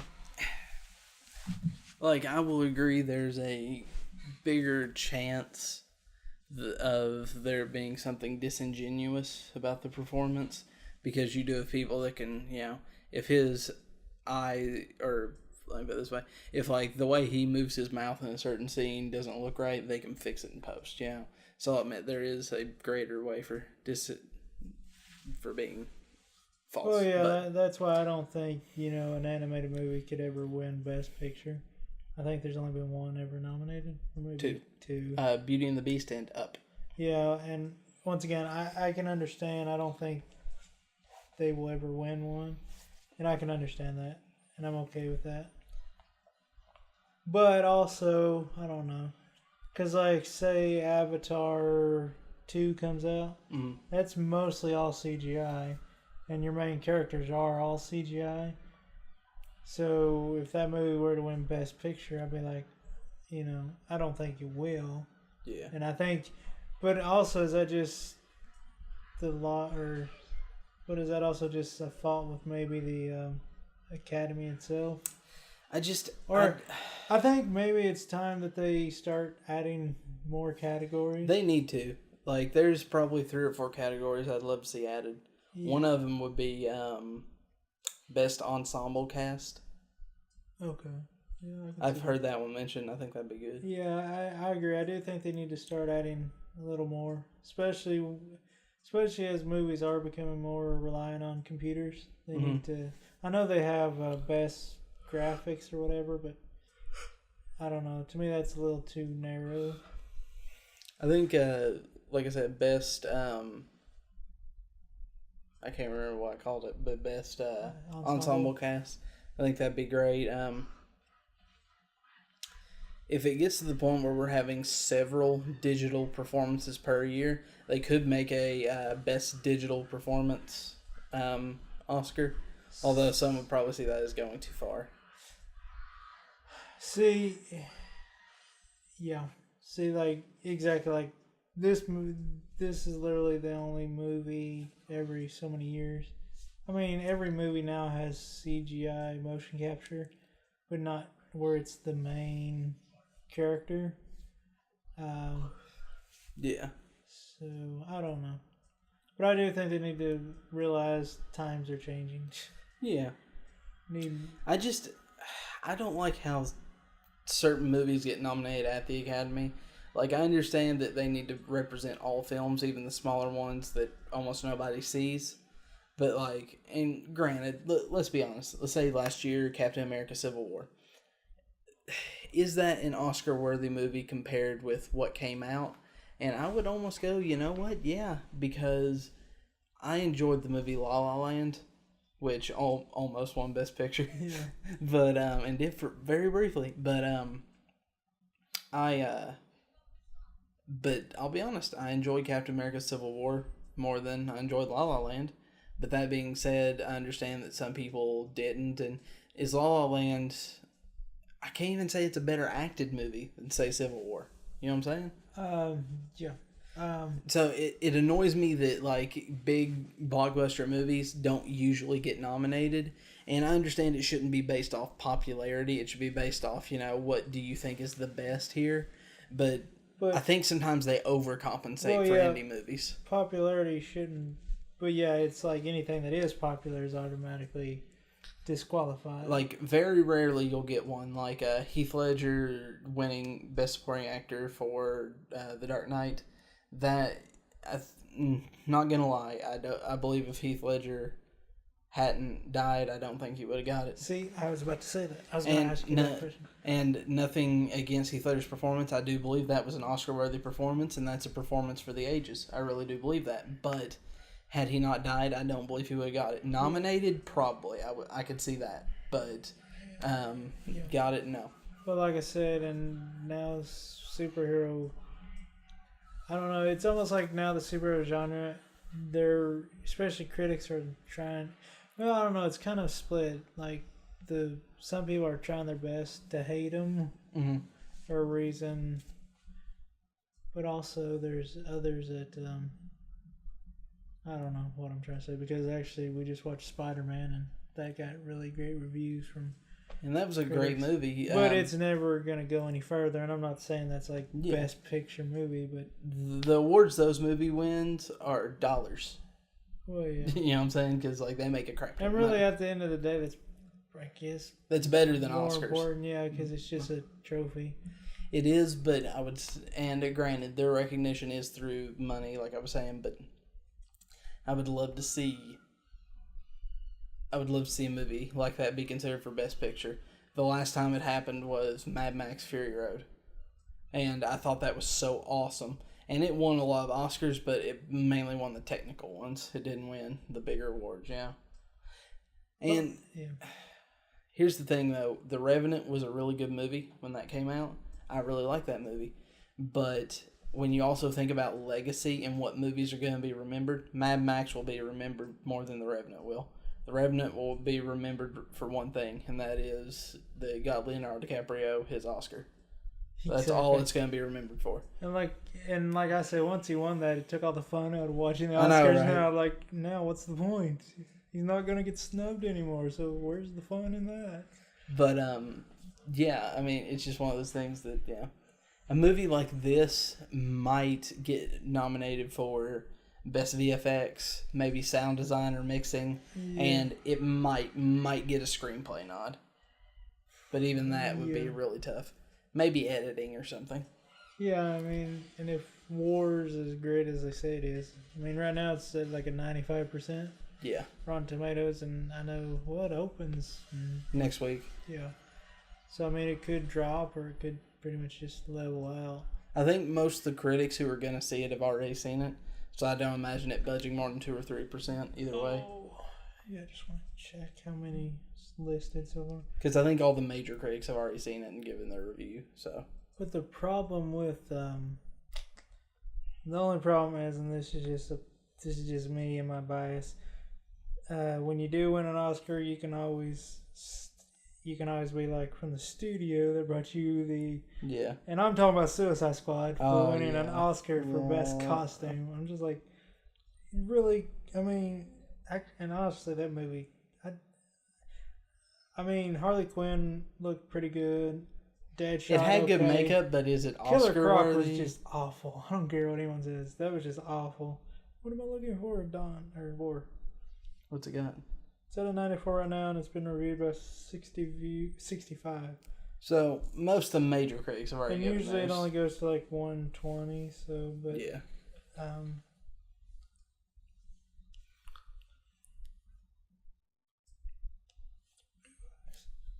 Also, I don't know why, but Blue Eyes kind of looks like a girl for some reason. Who? Blue Eyes. Yeah. It's like, it's more feminine than masculine. Yeah. May just be where he's young.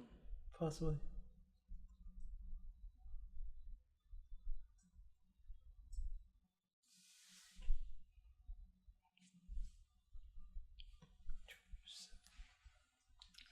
But yeah, I mean, nothing would thrill me more than to see the movies that I consistently rank as like my top 5 be nominated. But I understand that not everyone shares my opinion, so it's understandable that it wouldn't. Yeah.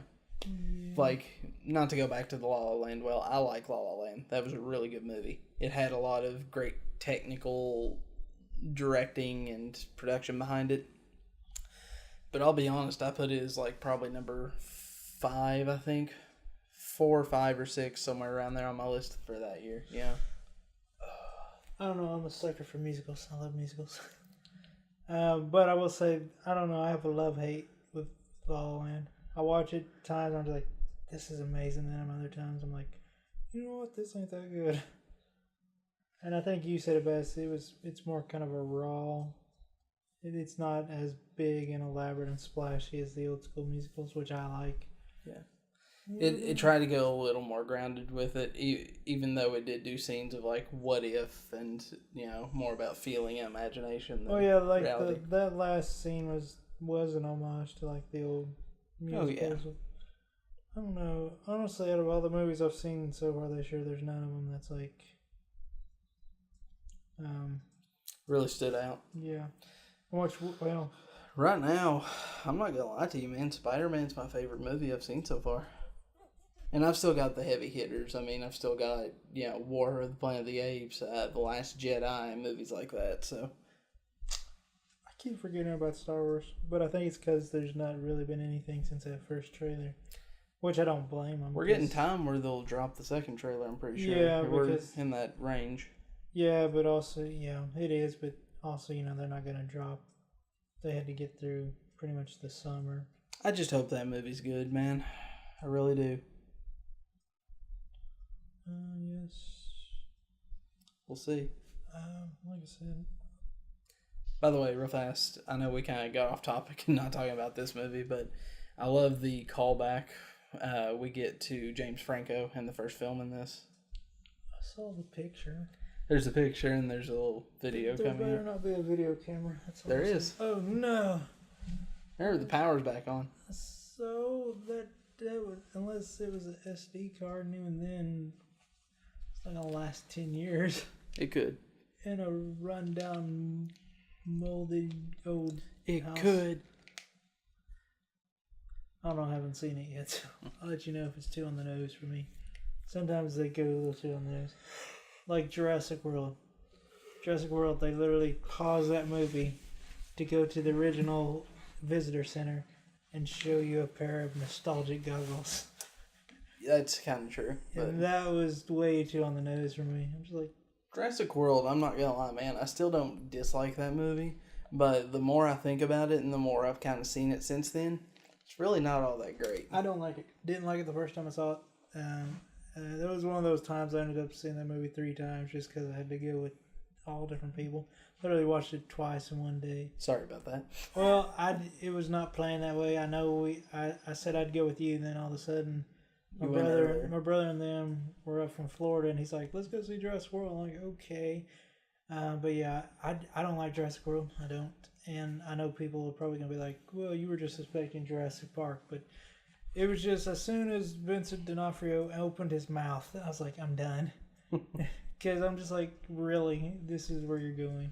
That character really didn't need to be there. Exactly. You don't need... For me, I hate it when... I don't know, especially a lot of movies nowadays seem to be doing that. When you have like a monster or whatever, they'll also throw in a human... To be a villain? Yeah, for some reason. And that's... Well, I don't know why this is the first movie that popped in my head, but it's a problem with the Ghostbusters reboot. And I'll just say that and leave it there. Okay. Because there was a, yeah. I'll go ahead and apologize, guys. We're probably not going to talk about this movie too much more from this point on, just because he hasn't seen it, and I have. And really, there's not a whole lot to say other than I just think this is a really good movie. I mean, right now they're just talking. Yeah. I'm not good in talking scenes. And I know, like I said, I know how the movie ends. Yeah. I just haven't visually seen it. This is a movie that's not really commentary prone, I would say. Probably. But man, look at that CGI. I know I've said that 100 times, but still, right there, that's just... You cannot tell that is not a living creature.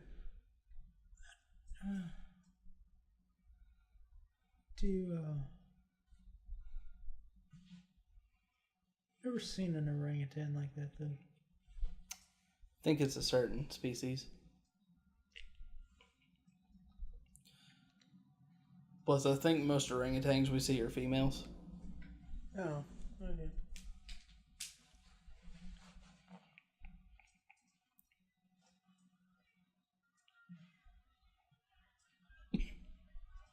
They need to quit monkeying around. I had to say that once. Oh, no, that's fine. So they've caged them all. Pretty much. This part's actually pretty cool.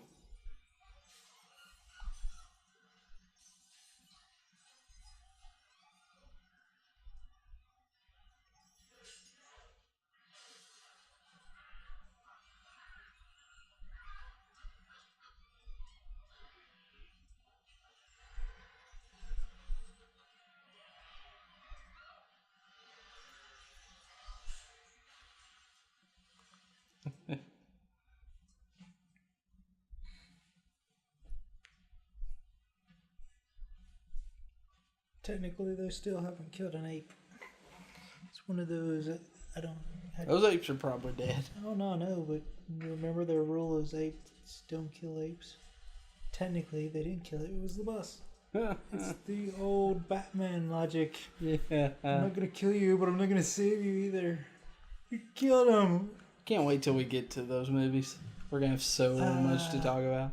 Like I said, Batman Begins my favorite. Dark Knight's mine. And Dark Knight's really good. Dark Knight Rises. That one's gonna be awful. a commentary and a half right there. I have not watched Dark Knight Rises since it came out because it was utter disappointment.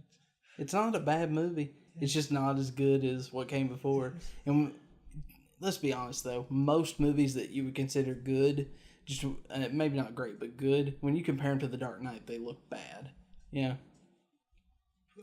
Yeah, but also I blame Dark Knight also for a lot of the stuff. That's that not happened. Chris Nolan's fault, though. I blame for the pretty much for almost about, I don't know, say 6 or 7 years of Hollywood. True. We're just now kind of coming out of the Dark Knight era. Another movie that did that was The Matrix. That's true.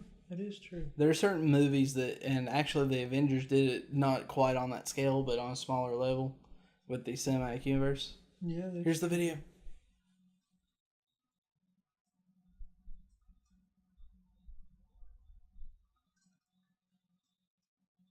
Supposedly James Franco did not know he was going to be in this movie. That was like a negative, not a negative, but like a deleted take from the other movie.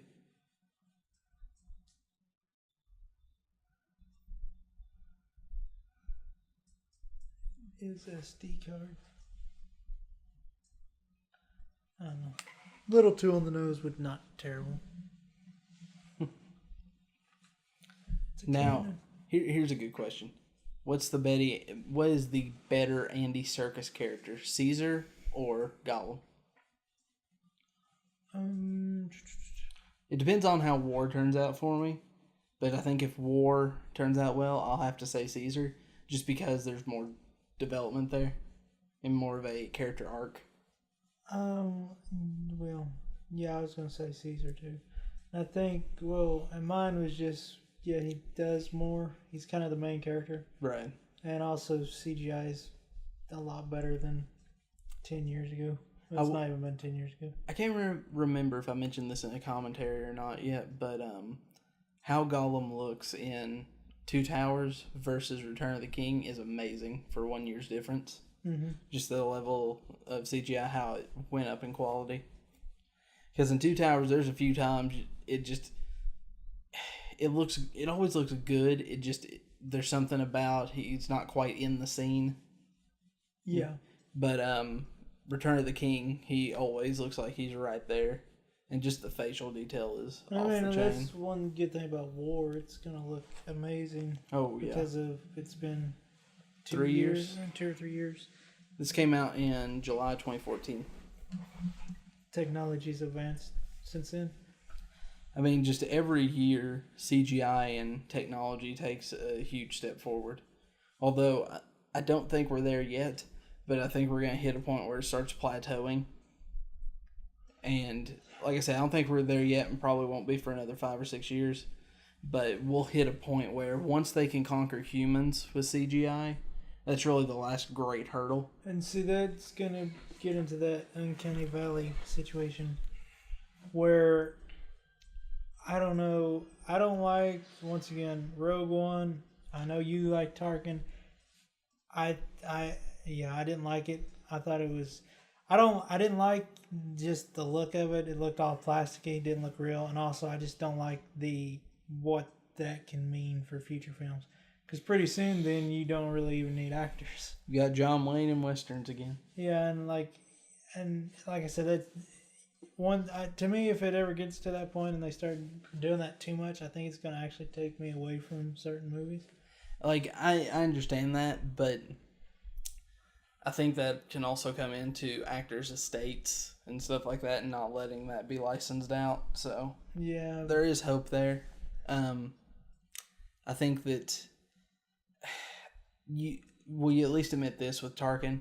if you pause it and freeze frame it on certain moments, it does look really good on certain moments. I don't know. I've only watched Rogue One. Twice. Watched it twice in cinema, then once here. And yeah, I don't plan on watching it anytime soon. So I hope they learn from that movie and take the aesthetic forward about using a lot of practical effects and CGI only when you have to. oh, they will for a time. Even this movie, I know the apes are pretty much exclusively CGI, but they do a really good job with their sets and practicality. Dude from Dark Knight Rises. Is it? Yeah. I don't know. He's the military dude. It'll probably never show his face ever again. But I think it does.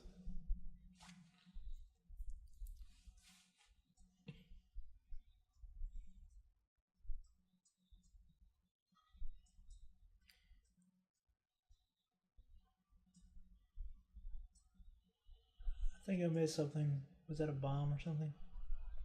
They are planting bombs at the base of that tower to blow it up and kill all the apes.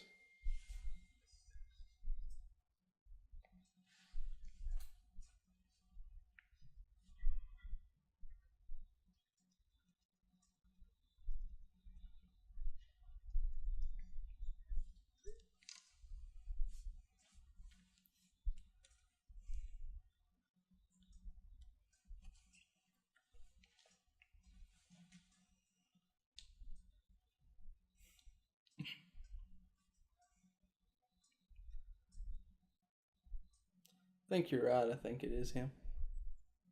If not, he looks just like him. Well, no, I don't think that's him. I don't know. You're right, though. If it's not, he does look a lot like him.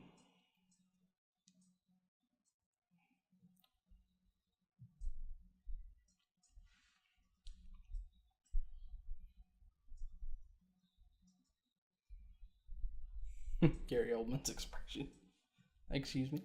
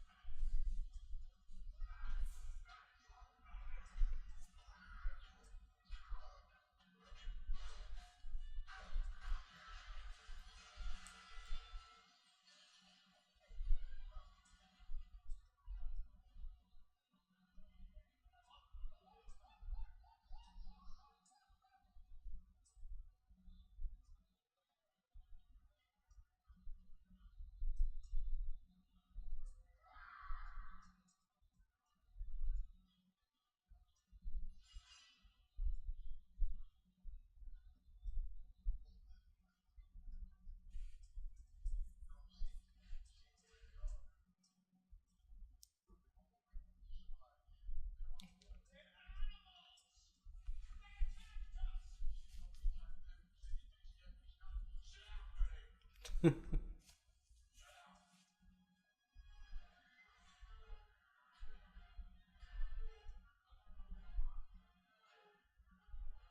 don't like the choice of music here. Just doesn't seem to fit.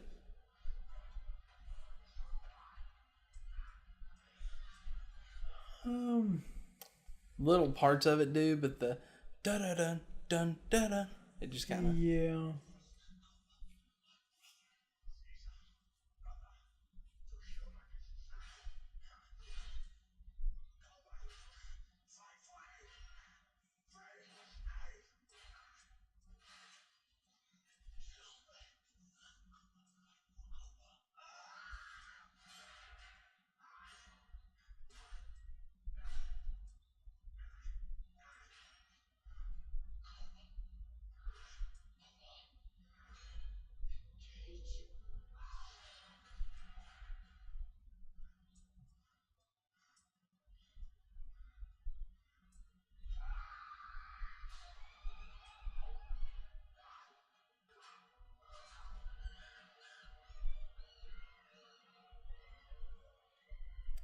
We'll say about this fight, it's not grandiose and epic slug match, but it is poignant, and each hit does matter.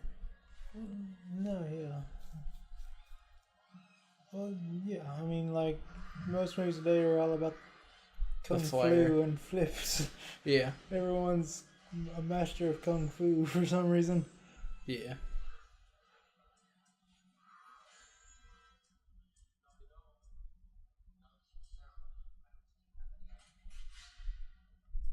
Shouldn't you have done that to start with? I always think about that when someone cocks a gun halfway through that.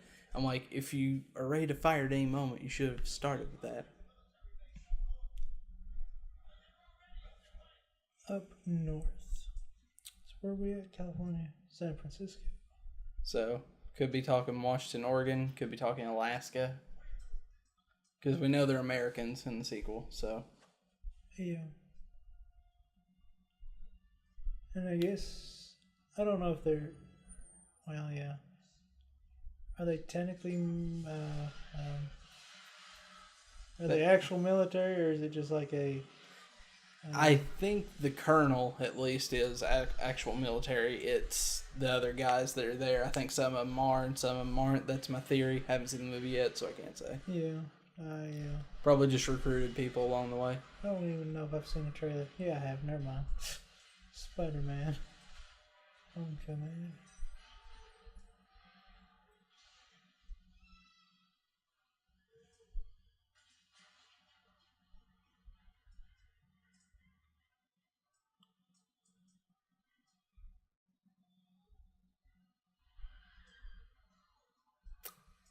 You gotta admit, I really don't like it when movies go from nighttime to daytime, or necessarily daytime from nighttime or to nighttime.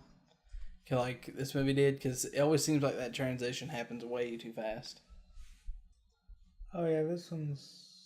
Because like it feels like it's 8 a.m. already, even though it should just be the first rays of daylight.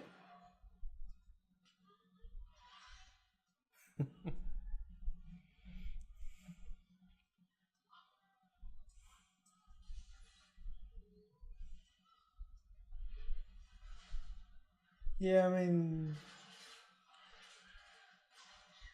I didn't notice until you brought it up. But yeah, now that you said that is a really odd choice. Unless it was sunrise. That still wouldn't make sense. Maurice actually gets hit right there. Once again, the worst movie I've seen was Transformers: Age of Extinction. That movie changes from day to dusk, Constantly. like every 5 seconds. Like I'm pretty sure when those military guys are going to like his house, Cade Yeager's house. Yeah, it's like it transitions 4 times from their drive. But anyway.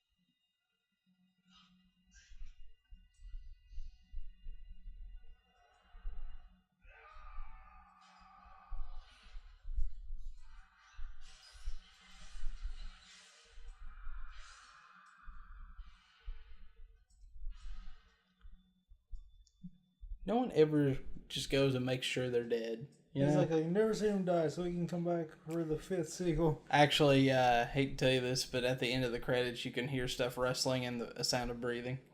Really? Mm-hmm. Hmm. I have a theory, and I do not know this. I have not read spoilers, but I have a theory he'll probably show up in War for the Planet of the Apes at some point.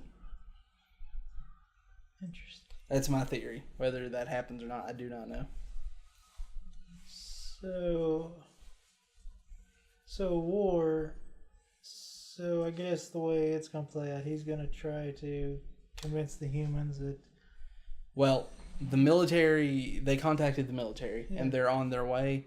And I think the war takes place 3 months after this, and they're already in the midst of fighting each other.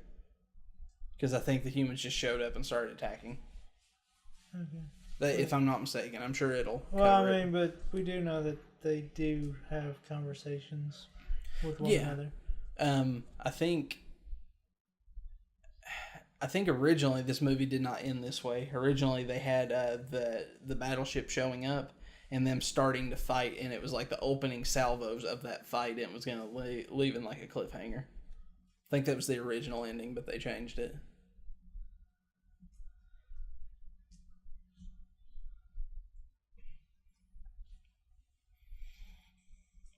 And this is a good emotional moment.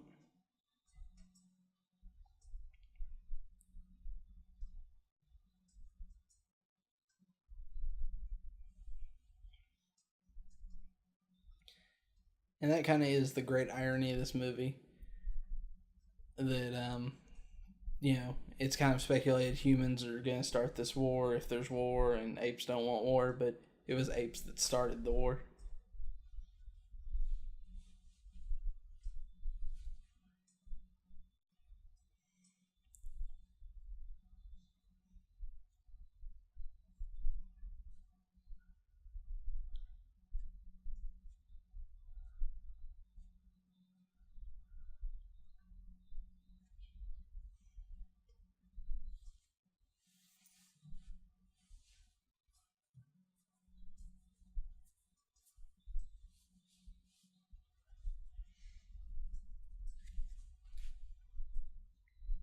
So is this the only ape?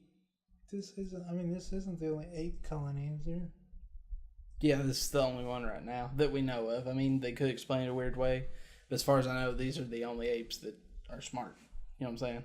Oh, yeah. Like I said, if the simian flu thing turns out to be true and any ape exposed to it becomes intelligent or starts to have that capacity, then around the world it is possible that other ape civilizations could develop. But unless that's confirmed to be true. Well, yeah, I was just wondering because you could just I don't know, just leave, which he's going to. Makes me wonder though, even though we know humans eventually become like slaves and outlaws and stuff, like what happens to him? You know, where does he and his family go? Do they just try and move east somewhere? I mean, yeah.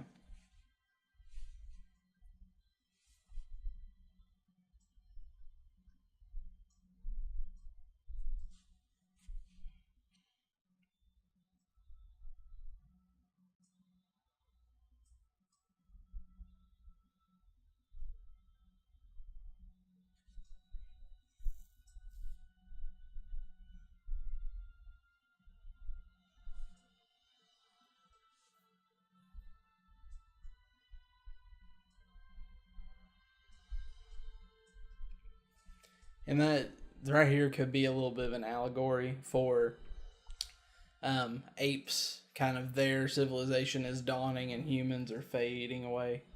Where you had him step into the darkness and Caesar's getting blasted by the sunlight. I think that could be a little allegory there. Possibly. See, whenever I see stuff like that or people say stuff about that, like movies, I'm like, I wonder if the filmmakers actually meant something like that or if it just happened that way and people are reading into it, you know? Because I normally don't like it if people are reading in the filmmakers never meant it that way. You know what I'm saying? No, yeah. But filmmakers meant it that way, that's awesome.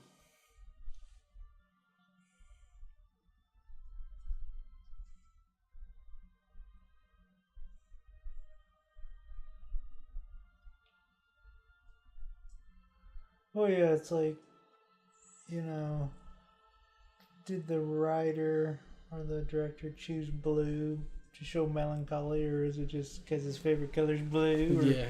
was it just because that's the only color they had on the day? Ends how it began.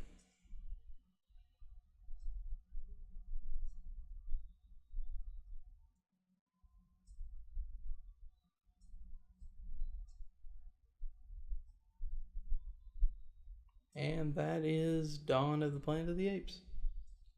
So what did you think first time watching it all the way through? Like I said, I thought the first hour was really slow. But Once it starts going? yeah. So that's my maybe only complaint. It took a little while before it actually got going. So is there like a mid post or what? There's no post-credit scene. In the first movie there was. It was the dude with the nosebleed or whatever. No, that wasn't a post-credit. In the first movie, it was actually Koba finding a shotgun and learning how to use it. What? Yeah, that's like at the very end of the credits. Oh, This great. movie doesn't have an end credit scene, but it does have that sound of like metal and rubble moving, and then you hear some breathing. So my only question is, okay, so we're going into the third one.